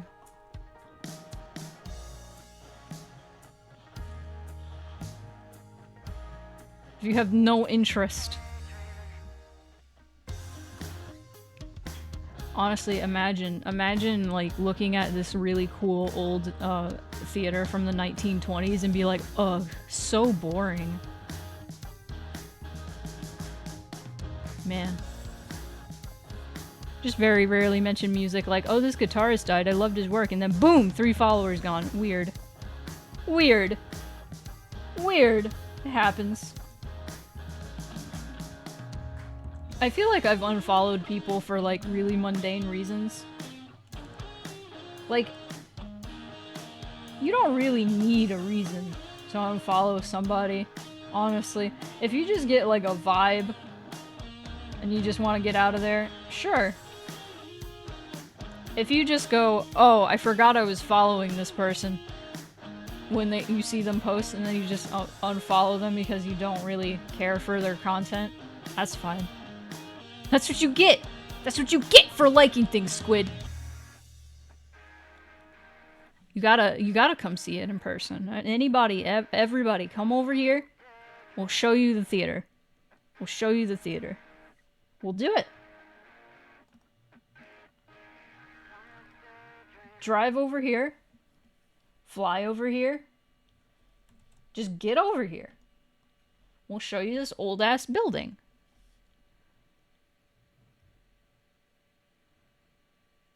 Yeah, I talk about queer and sometimes political stuff because it affects us all, and I get some of that can be a bit much. Oh yeah, absolutely.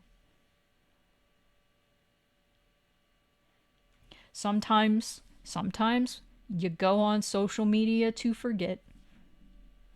Sometimes.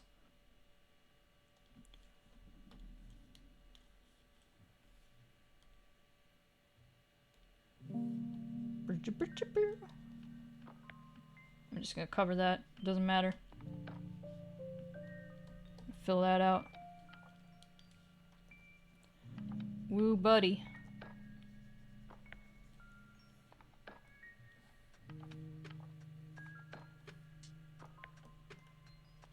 Do I still have my hotkey for the theater? Hey guys. I do not. Why isn't it working? That's so upsetting. I have a hotkey that I can press and then the theater slideshow just comes up. I gotta get that working for theater farming. That's not for a long while, but I planned so far in advance for everything. Oh my god, you showed your coworkers my lesbianism TikTok. So glad, so happy. I got a comment on that TikTok that is like, I'm still like riding the high off of this comment. I need to just look at the hang on. I'm gonna find it. I'm gonna find it because I need to read the exact words this person said because it made me so happy. Oh, you ever get back pain that makes you feel like Batman? Does that make any sense? Like you can't move your head right. That's what I'm feeling.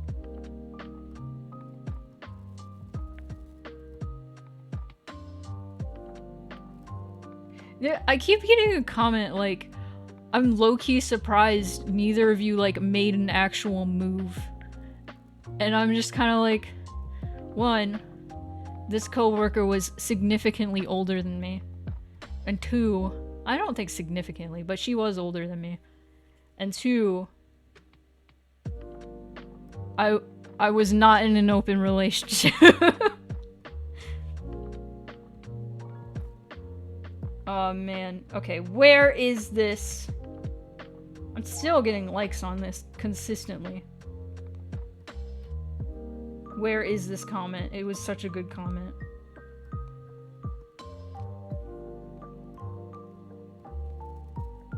Okay, this is what this person said. Well, this funny lesbian cat is now my favorite streamer and also current pinnacle of gender and envy, bruh.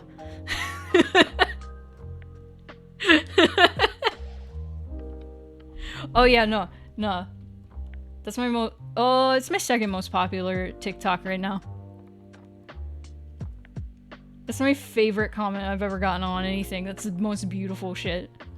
I appreciate that so much.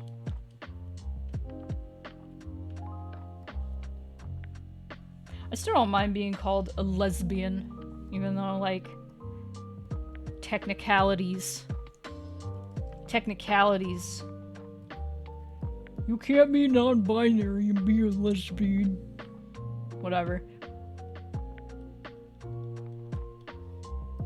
I've gotten shit for identifying as gay / lesbian.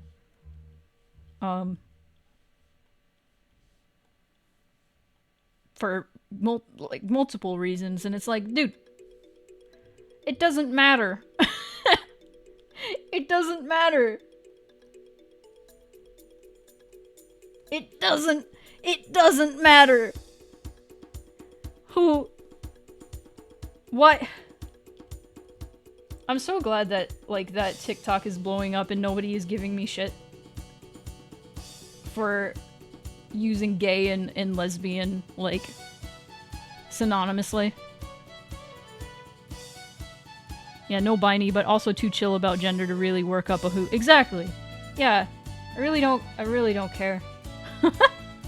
Gotten shit because my mom bought me a shirt that says Cat Dad and I loved it. And people on social media were like, but how can dad and also no binary? You know, shut. Stupid. I used to get worked up about the whole bi lesbian thing, but it really doesn't matter at all. Like, it's stupid to get worked up about it. Yeah.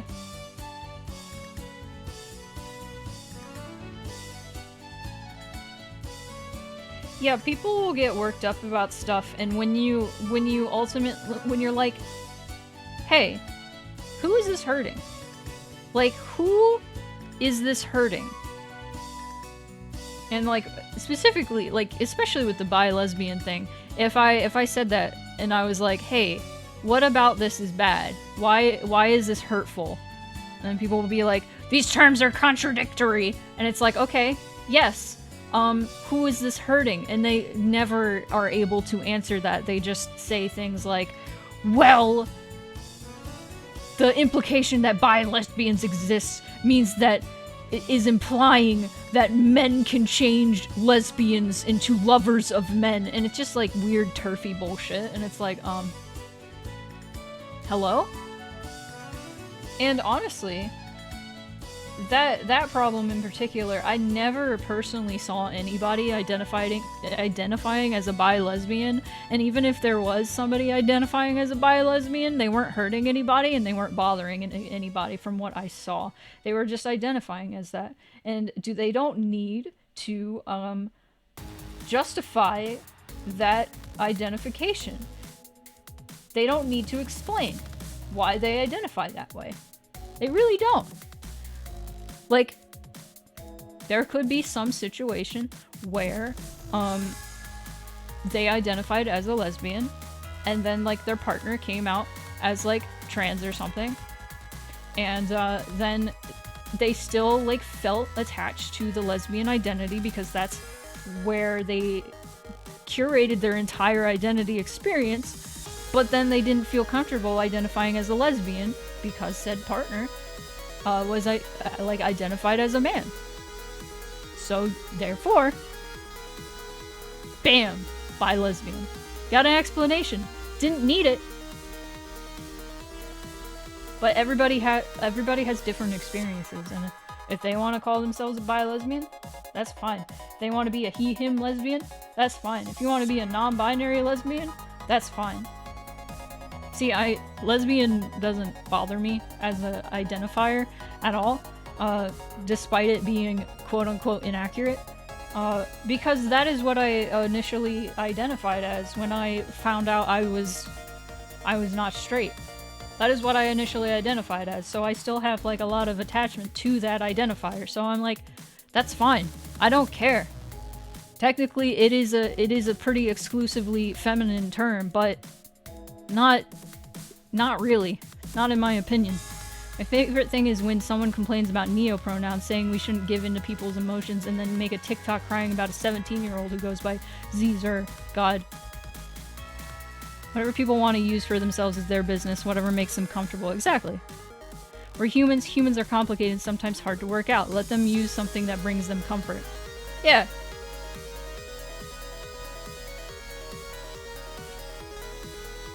Like, we don't have to be, like, gatekeepers for all these, like, different words for identifiers and, like, identities and stuff. Like, that doesn't matter. It doesn't matter. I cannot emphasize how much, like, finding the exact right label for yourself does not matter. And finding and, like, policing what other people identify as absolutely does not matter either. It does not matter in the real world. This is a very online-only problem.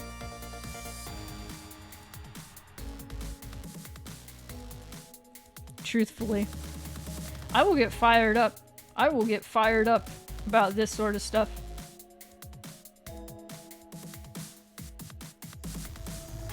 I'm not too fired up. I have opinions. I have onions about this.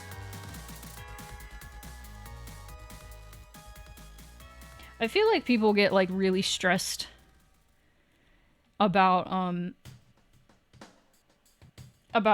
identifying themselves 100% correct. And let me just say, you don't gotta. Sometimes labels make people feel more comfortable.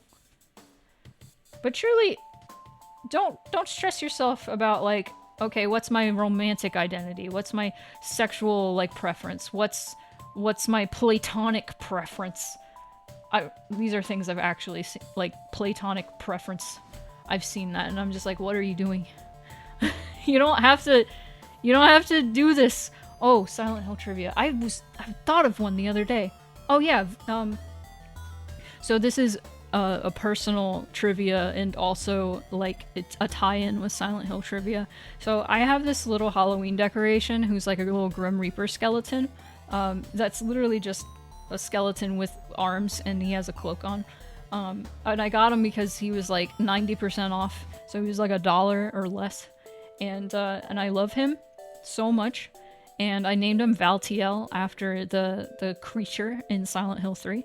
Valtiel's name is a mixture of, like, Val, like valet, like messenger, and TL, which is like I believe root for, like, angel or something. So he's a messenger angel. So Valtiel's, like, whole deal in Silent Hill 3 is to protect you. So protect Heather in particular, so she can birth God. He's not really in it for Heather, he's in it for God. So very much like a mindless angel kind of deal. But yeah, Valtiel. I got him to protect my home, and also because he was cheap, and I used to hang him in front of the door to keep evil spirits out, and I think I should do that again. Maybe my luck would improve for the theater. Thank you for the water, Mars. Oh.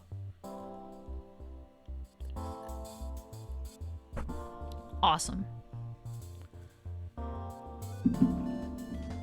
But that's your Silent Hill trivia, is Valet and TL. Valtiel. I like Valtiel. I feel dumb because I didn't realize how to say Valtiel until like the really bad Silent Hill Revelations movie. Yes. I was like angry and correcting them when I watched that movie, like, it's Valtiel! Stop! And then I was like, wait, no, Valtiel makes more sense because valet and TL like an angel. Silly me. I'm a goof. This is gonna be a difficult background, huh?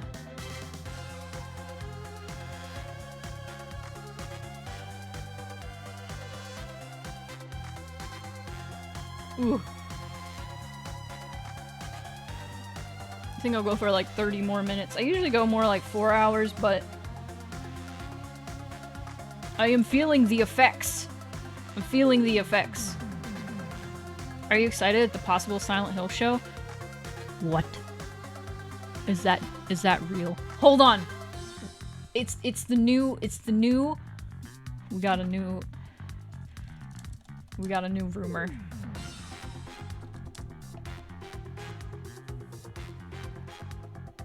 No, that's a movie.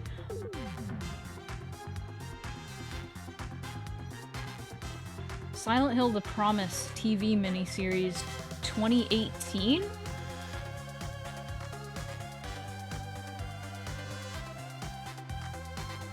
Oh, no. That's like a fan-made thing. That's not Netflix. Okay, Silent Hill show Netflix series.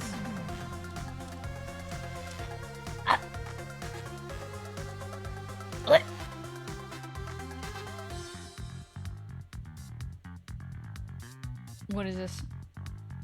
September 12th, a live-action Silent Hill series is in development.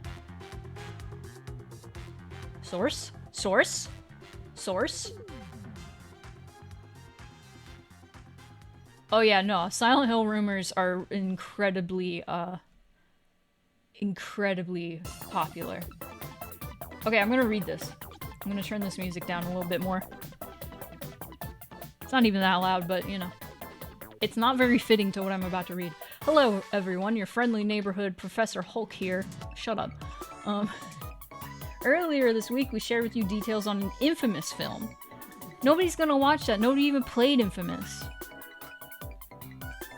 Exclusively share that a live-action series is in development. The series will adapt the famous horror video game series. Silent Hill started off on yeah, I know. Series is in the middle of a bidding war among the major streaming platforms, Netflix, Amazon Prime, Hulu. Once the streaming provider is found, expect a formal announcement. Series will be an episodic series broken into seasons. Is it gonna be like, okay, if they do this, they should do it in like Twilight Zone style, where it's just like a monster of the week kind of deal. Like, these people went to Silent Hill and this is the demons that they had to face. I've been thinking about this forever, and if they do it like that, that would be actually brilliant if they did it right. No word on if this will be an anthology format or not. Currently, there are no known plot details or character information. However, the video game series has a host of characters and stories it can adapt from, including the infamous Pyramid Head. Don't do that. Don't do that. Don't do that. The show may also decide to do an original story. Considering the themes of many games in the series, there are a lot of possibilities for stories to be told. So what do you want to be out of the Silent Hill streaming series? Source. Where's your source? Where's your source? Do you have a source, buddy? There's no source. Just trust us. Yeah, I don't believe it. If that is a real thing and it's legitimate, that's pretty cool. That's pretty cool. Even if it's bad, that's pretty cool. I don't have a lot of faith in it being good. Because in the past, any movie, I mean there were two, made based on Silent Hill was not good. And any spin-off game just kind of showed that these people, like, don't know what makes Silent Hill Silent Hill. especially Homecoming. I haven't played that, but the fact that they just were like, all right, we're putting Pyramid Head in, like with the movie, or movies, with Homecoming. Was Pyramid Head also in Origins? I've never played Origins and don't know much about it. But Masahiro Ito, the designer of Pyramid Head, has made it explicitly clear that Pyramid Head is specific to James Sunderland. And ever since the movie, Pyramid Head's popularity kind of blew up, and anybody who was making like games afterward was like, oh well, we could use this, and just kind of put Pyramid Head in everything. Masahiro Ito is not really happy with the treatment of Pyramid Head, like, for sure. He's pretty pissed that Pyramid Head has kind of been like pulled out from underneath him. They just took Pyramid Head and used him for other things, which, you know, if I made a character that was like incredibly important to me and like had a very specific purpose, and like he blew up in popularity and then became like the mascot of the series, I would be pretty pissed too. Back to rounds, Rove, hello. You wanna see the first background I finished? Look at this. Look at this. Look at this. Look at it. Look at that. Look, it's so good. Okay. There you go. Thank you. I used a lot of brushes in the Clip Studio asset store. They really helped out a lot to save time. Can it? It's so nice. Oh, thank you for the lurk, Zeke. But yeah, no, I understand Masahiro Ito's pain. I understand his pain. I really hope if they do make a series on Netflix, they don't go the Pyramid Head route. I really, like, Pyramid Head is explicit, like, to James. It's stupid. It's stupid that they put him in the first movie, which is based off the first game. It's stupid that they put the bubblehead nurses in the first movie, because those are also explicit to James. Fucking dumb. There was this meme for a bit where, somebody was like, so you know how all the monsters in Silent Hill are projections of certain people's, like, fears and, like, desires and shit? So, like, James has, the nurses, the sexy nurses, because of his, like, sexual frustrations or whatever, while his wife is sick. If you don't know anything about Silent Hill, I'm sorry. This is probably a weird conversation to walk into, but, that's what the nurses represent. So this person was like, so, using that theory, Silent Hill 3, all of the monsters are projections of Alessa and like Heather's fears, right? And so there are also sexy nurses in Silent Hill 3. So with that, we know Heather Mason is indeed a lesbian. And everybody's like, yeah. Everybody just accepted that. Everybody just accepted that. You definitely have watched some videos breaking it down and that kind of psychological stuff. Dude. I love that shit. Okay, I love Silent Hill so much, and I know, like, everything, almost everything about it, and I still learn stuff about it every day. That's why I have that Silent Hill trivia redemption thing. It's been a while since I've been perusing the wiki, but who knows? Who knows? Who knows? Maybe I'll learn something soon someday. Okay.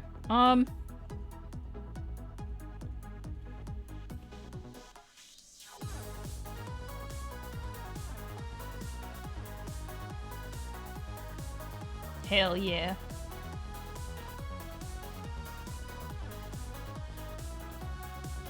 I have my own headcanon and it's pretty silly. I don't usually like get into like headcanons or anything. But let me tell you a thing. If you're familiar with Resident Evil Village at all, you would know. You would know at least. Okay, this isn't really spoiler-y. So you got Rosemary, who's your daughter in Resident Evil Village, and you see her like grown-up teenager at the end of Resident Evil Village. That's not really a spoiler anymore because the DLC it shows her teenage self. But Rosemary and Heather are like the same fucking character. They are the same fucking character. They are the same, and they would be in love. They're dating now. That's my headcanon. If Silent Hill and Resident Evil took place in the same universe, Heather and Rosemary, Heather Mason and Rosemary Winters would be at least best pals. They would be gal pals. They would know each other. They would have so much in common, and they'd be able to talk about it, and it'd be great. I'm doing something with this water. I'm doing something. What is this? What the fuck is this? What in God name? What in goddamn?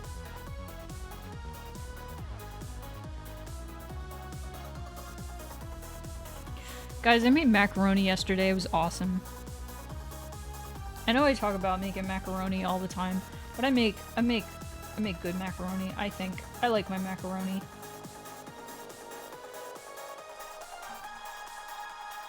I already talked about how I make macaroni.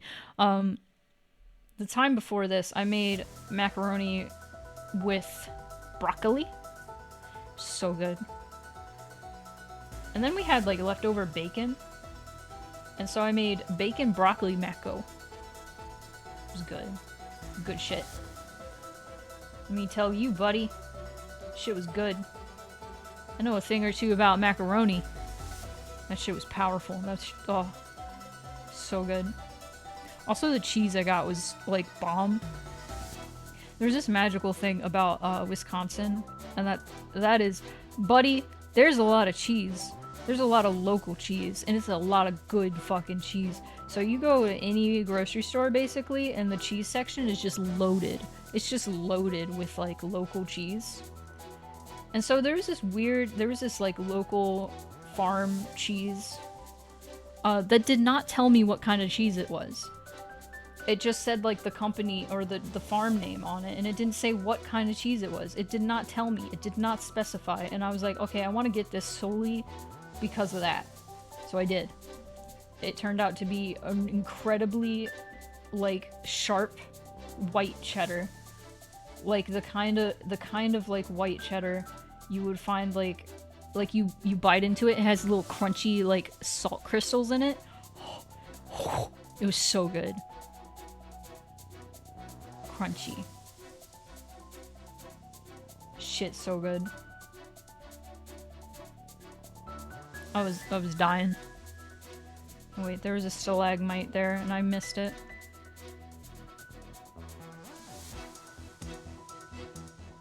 Whoops! It's fine.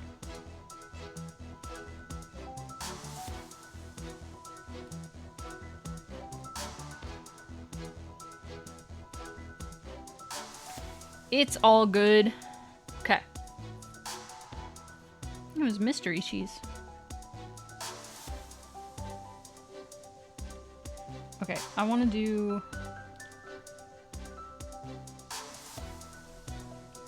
flip. And I want to do... something nuts. No. There we go. Let's put that underneath. And then this.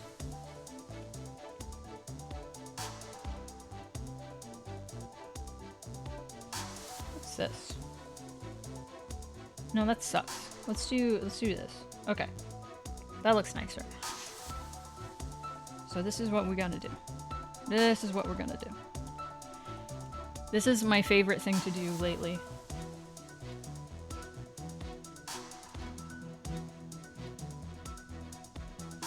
Like, Spoonie, what are you doing?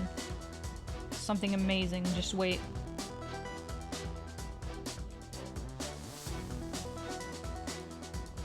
Oh, that sucks. Yeah, you know, let me do add glow. And we can blur that. That's too much blur. A little bit. And voila. Voila.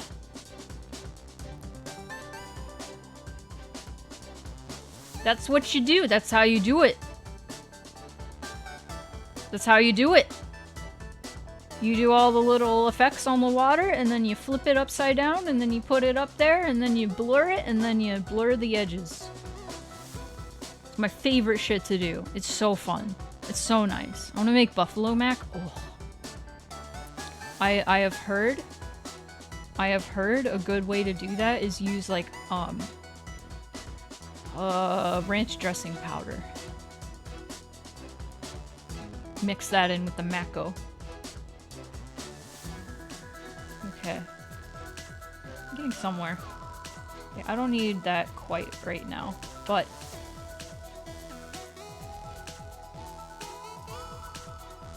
yes. Okay, these I'm gonna get rid of these, and then I'm just gonna put those over. Dude, you know what we gotta do? I'm gonna look up a mushroom brush. I wanna look up a mushroom brush.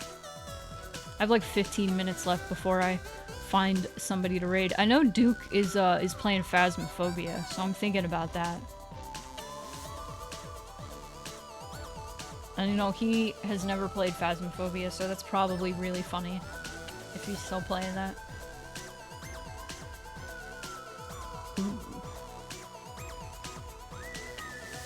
Aw, man, the magic mushroom brush isn't free. Damn. Damn. Okay, I'm gonna look up mushroom brush.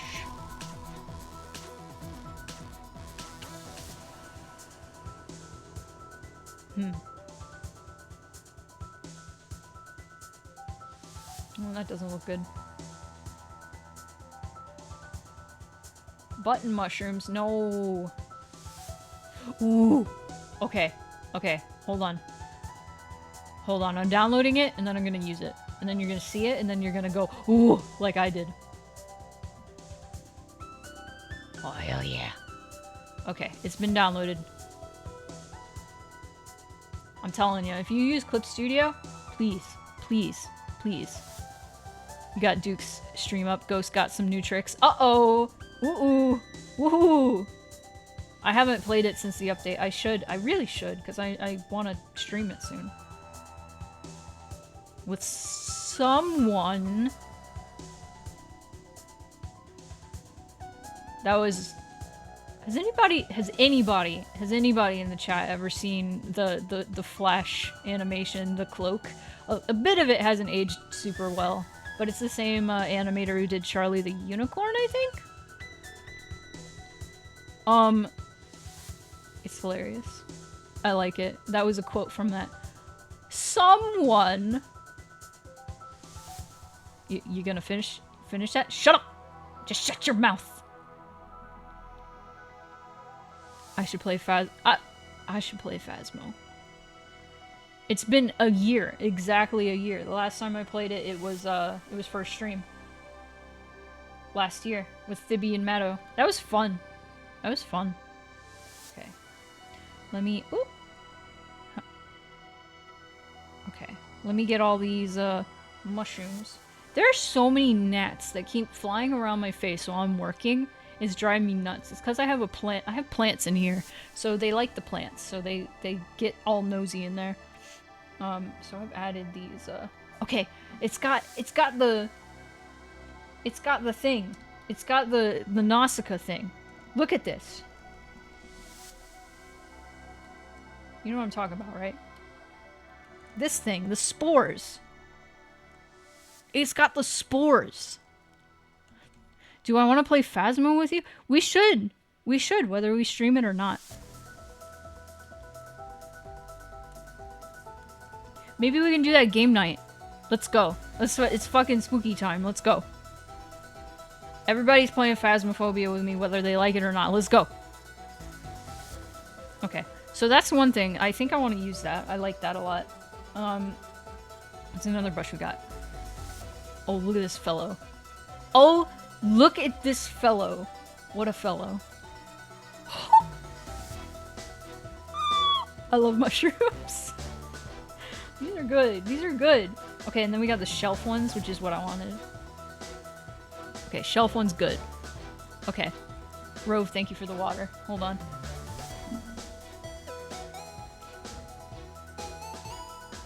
Also, thank you for the stretch and save. I'm gonna save first, and then I'm gonna stretch. Because I need to, because back hurt. Oh, I haven't even saved this yet. Oh, BG Tartarus. Do not save it in the first games folder. That wouldn't make sense. Save it in the second games folder. Images. I gotta clean out this folder before I make distributions because I have a lot of things that don't need to be here. Okay. Well, thank you for that save. I would not have saved. Anyway. Oh god. Oh god, hurt. Oh, crunchy. Oh. Oh, so crunchy. Oh my god. Oh. Oh. Spine issues are bad. I highly don't recommend. Don't get scoliosis, kids.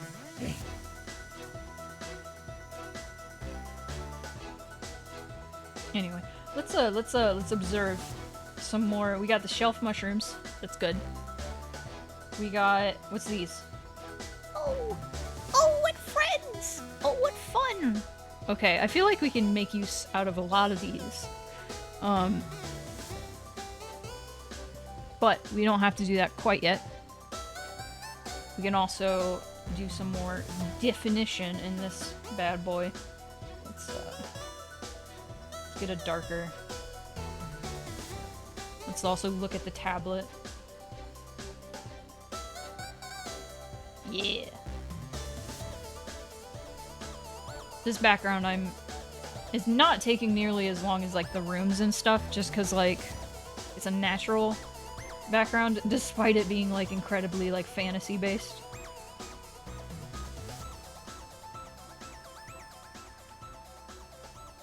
But you know, natural formations are a lot easier to make than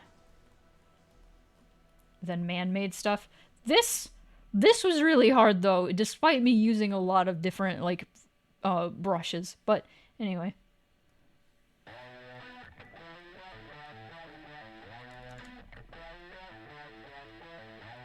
I already have a raid phrase in mind for if we end up raiding Duke.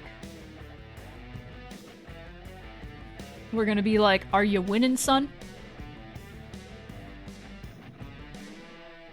Or just, "Are you winning?" Just, "Are you winning?" That'll be fun. Oh, I forgot everything's on the same layer. Oops.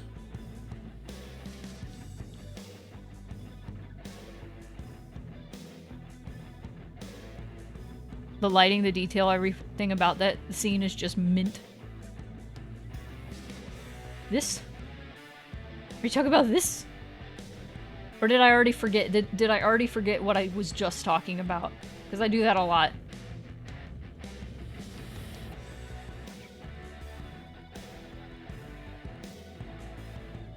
Oh, the plant one. Oh, thank you. It happens all the time. People will comment on something that I was just talking about or just showing on screen, and I forgot what it was. Dadney. He has been nicknamed Plant Daddy by a few people.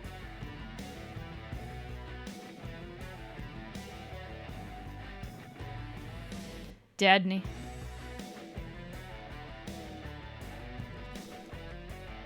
Out of all of the characters, and I mean including the first game's characters, people are most attracted to Dandy in my experience, and you know what? I'm okay with that. I don't know if he's okay with it. I read Dandy as like super asexual, honestly. He's just kind of not interested in that sort of stuff. Right, Dandy? I totally clicked you on accident. Whoops. I just actually slapped my knee in real life at that. Good. Good. As you should.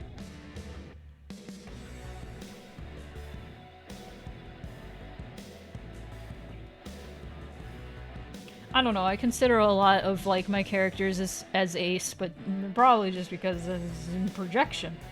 I don't know how to write not ace characters. What? Howdy, Thursday. Hello.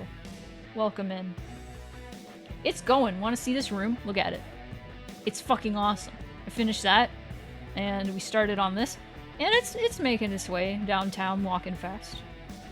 I got a mushroom brush. Check this out. Check this out. Check this out. Mushrooms. Mushrooms. Mushrooms. Fucking awesome. Right? Holy shit. Plant. Yeah, this is Dandy's room. Dandy likes plant. Very much. Very much a man of plant. No, that doesn't make sense. Okay. What if I extend this shading up here? These gnats are gonna be the end of me. Hey, Rove, I got something to tell you. I got something to tell you. That is why I named him Dandy. That's why.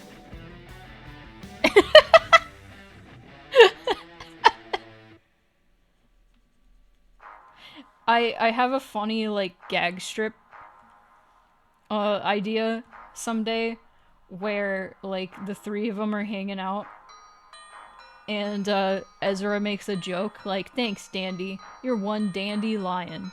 And then Dandy, like, has this, like, just his eyes just widen and he's just like, "Oh!" And Ezra's like, "What?"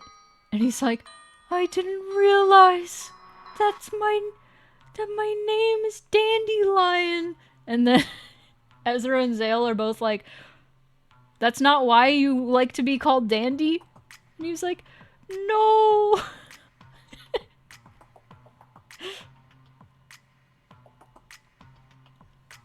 Boogie from Beyond.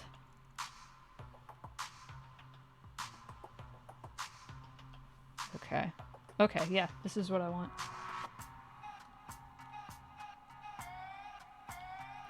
Oh my god. This music is fucking crazy. I love it. What is it? Oh. I gotta play Lisa the Painful and Joyful.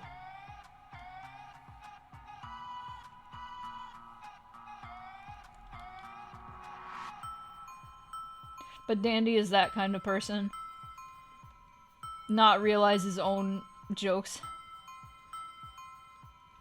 This is probably me just projecting, but he's probably also the kind of person that looks at a candy cane and goes, "Wow, it's cane-shaped."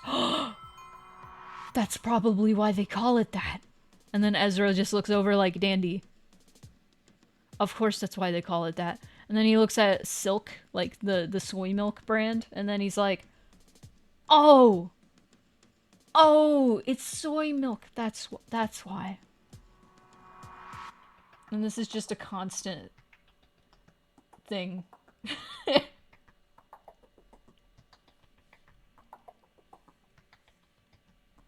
You can't blame him, he just doesn't think of these things. He's not dumb.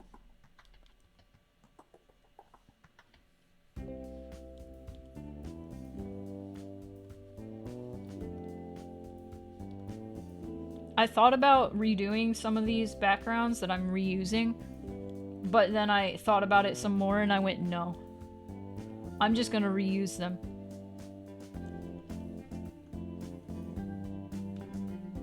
Part of me wants to put crystals in here. I do have a crystal brush somewhere. But I don't know. Crystals and mushrooms? Does that fit? Can't wait to play this game. Thank you. Thank you. Have you beaten the first game yet? Or were you gonna wait on this game? Crystals and okay. Hold on, let me see if I can get the Kihira's is like the last. It's the end. That's it. Kihira is the final boss. Okay, where is it?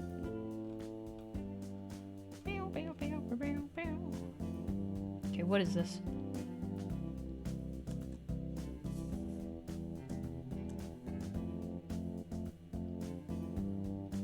Oh, wrong thing. No, I want this. Put that in there. Yeah. Okay, check this out. Check that out. Is that too much? What do I do? I can figure out a way to make it fit better. And also probably make the colors adjust more. Mushroom brushes are a real thing. They sell for cleaning your mushrooms, by the way. I don't know why you need a specific brush, but boy howdy, you can get one. That's so funny. I like that. Oh. Okay, I think I want to...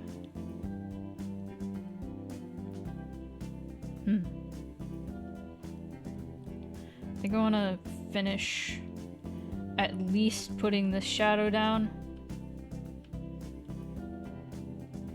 And I kind of want to go eat some macaroni. Maybe play some Cult of the Lamb. Relax.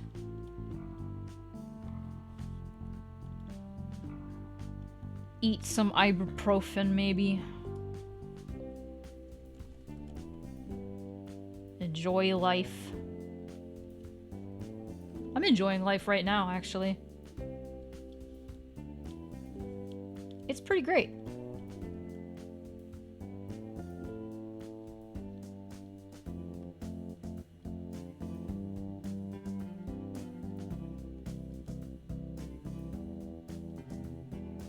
That looks nice. That looks nice. Let's, Ugh.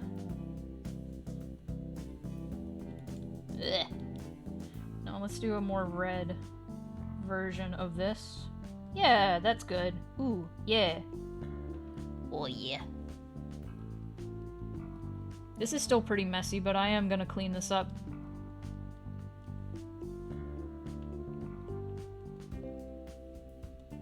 Mostly like getting the colors in there and the definition and stuff. Then we can clean it up. Natural stuff always looks better, messier to me, honestly. Personally. Which one is this? Oh, fuck yeah. Let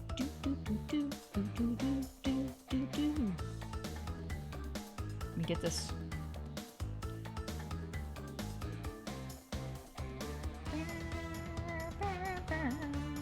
Warped was the best Crash Bandicoot in my opinion. Macaroni, my beloved. It's been so long since I've had any for stomach reasons, but still my blurbo. Oh yeah, because you're lactose intolerant, right? My condolences. I think I am slightly lactose intolerant. Like, I can't drink milk. Straight up. Milk upsets me. Cheese? Cheese is fine. Yogurt? Yogurt's even better. Like, milk has to be processed for me to enjoy it. I think that is a thing. I think you can be slightly, like, you can just not tolerate milk. But if milk is, like, cooked into things, that's different. Or, like, made into different... has, like, cultures in it and stuff. Oh yeah, like, it is a mammal thing. It is a mammal thing. Like, if you are a mammal and you are no longer a baby, you can't tolerate milk anymore. That's like the most common thing. Oh yeah, I've had too much cheese before and it's upsetting. Humans are not built for digesting lactose. We just built up a tolerance over years of dairy farming. Yeah, we built up a tolerance, and like generally people that are further from the equator, so like white people that live in more environments that are colder and the sun isn't out a lot, like as far as I know, this is what I've been told. This could be completely incorrect.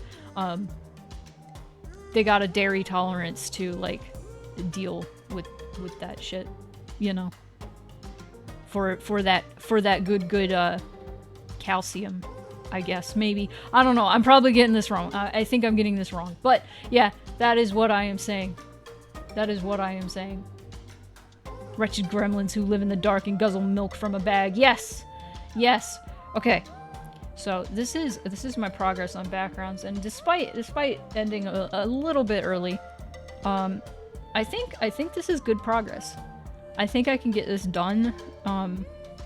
Maybe tomorrow. Maybe I'll see. I'll see how I feel tomorrow. I get OJ that has calcium and vitamin D. To be careful when I drink it time-wise because meds, but... okay. Yeah. Love shiny water. Oh, wait! There's also that. The cave reflection stuff.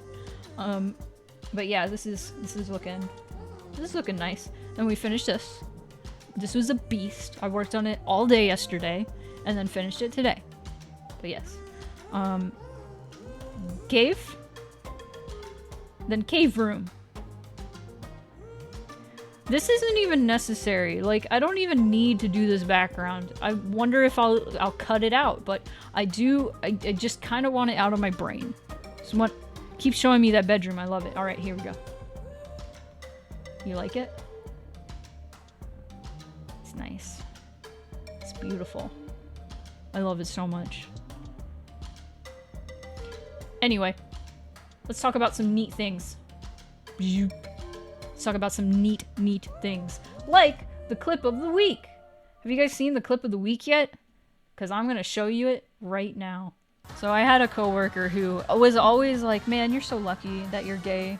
Men suck so much. I was like, yeah, I wouldn't call it lucky. She started just asking like invasive questions about what it was like to be gay and to love women. Tennessee Dragon, thank you for the follow. She just kept asking stuff and then like complaining about her relationship she was in, which was with a man, and she just kept going. They quit the job that we knew each other through. And then years go by, and I found out she left the guy she was with to be with a woman. And I was like, did I do that? Did I do that? Was this my fault?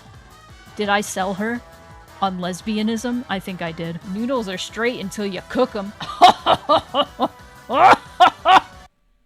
Anyway, that was the clip of the week.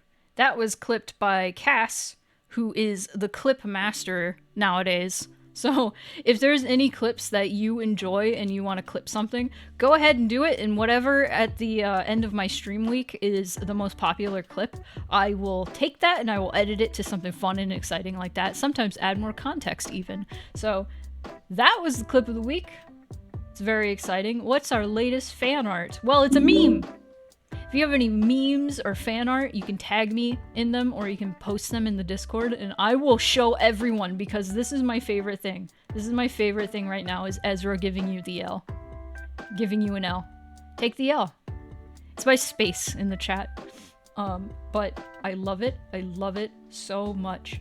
And guess what? It is the sixth, if you can believe that, 6th Patreon anniversary of... That's a scary noise. Poltrare in the chat. Happy 6 years of supporting me. They have been supporting me since I went and did my webcomic, my last webcomic, Butterfly Blues. They were the first patron then, and they have been a patron ever since. So that's insane. Thank you so much, Poltrare. And if you would like to join them and also get a little creature, that shows up at the end of streams and also gets updated yearly as long as you are a patron. Now that is a new thing. That is a fairly recent thing. This is the first update for Poacher, but you can join on Patreon, and you can also get Patreon and sub-exclusive channels in the Discord if you would like to join the Discord and you have not already. I think most of you are in there, but just to be sure, go ahead and you can join that way. So, theater update. Good news! Good news! We got another chandelier up. Check that out. Super cool. It's not lit up yet. I don't think it even has light bulbs in it yet, but that's another chandelier. I'm pretty sure that one is actually an original chandelier from what I remember. What just happened? Oh, that's the chat. I was like, what is happening behind the theater thing? But if you would like to donate to the theater at any point, you can donate here. And it would really help us out a lot because we just had a huge robbery happen inside the theater just like a week ago, actually. They stole like thousands of dollars worth of power tools, including a table saw. So that's fun and exciting, but thankfully we've been able to restore a lot of what we've lost. People have been looking at like pawn shops and seeing if anything shows up. I don't think we've really like found anything quite yet, but yeah, that happened and it was a huge bummer, and we've been ordering like new stuff and security cameras and stuff, so hopefully we can recuperate all that good stuff. And Patreon stuff. So there's a every Wednesday I post all of the work that I got done in the past week. So the CG for Zale is up there right now, and a bunch of Ezra sprites and Ezra's room got posted on Patreon. So if you would like to join and check that out, or if you are subbed and in the Discord, you can check out that channel where I post everything, because I also do that. And sticker shop update. Whoa! The PS1 reptiles are in the Etsy shop now. So if you would like these lovely, lovely lizards, you can check them out in the Etsy shop. They are now available to the public. You do not have to win the giveaway to get them now. You can just get them. Guaranteed. Awesome. So that is all I have to tell you all. The lizards. The lizards. I am going to probably send you guys to Duke. If not Duke, somebody else. We'll figure that out. I forgot to get the credits ready. Let me get that ready. Hold on. Let me get the credits. Let me get the credits. I'll get the credits. I swear to you. I will thank you all. I will thank all these gift subs, specifically Queen Snarf, who gift subbed 10 gift subs this stream, just popped in, popped out. Thank you so much. I know you're not here right now probably, but thank you so much. I'm gonna see who the heck is streaming still, and we can figure that out. Probably like, are you winning? Oh, Girl Stream Team is also playing Elder Scrolls. Oh my goodness. Oh my goodness. Oh my goodness. I kind of want to send you guys to Phasmophobia to solidify my horror stuff. Oh! Yeah. Let's go raid Duke. Are you winning?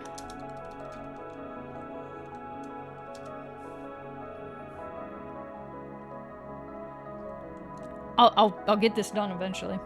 I wanted to pick the right emote. Alright. Alright, everybody.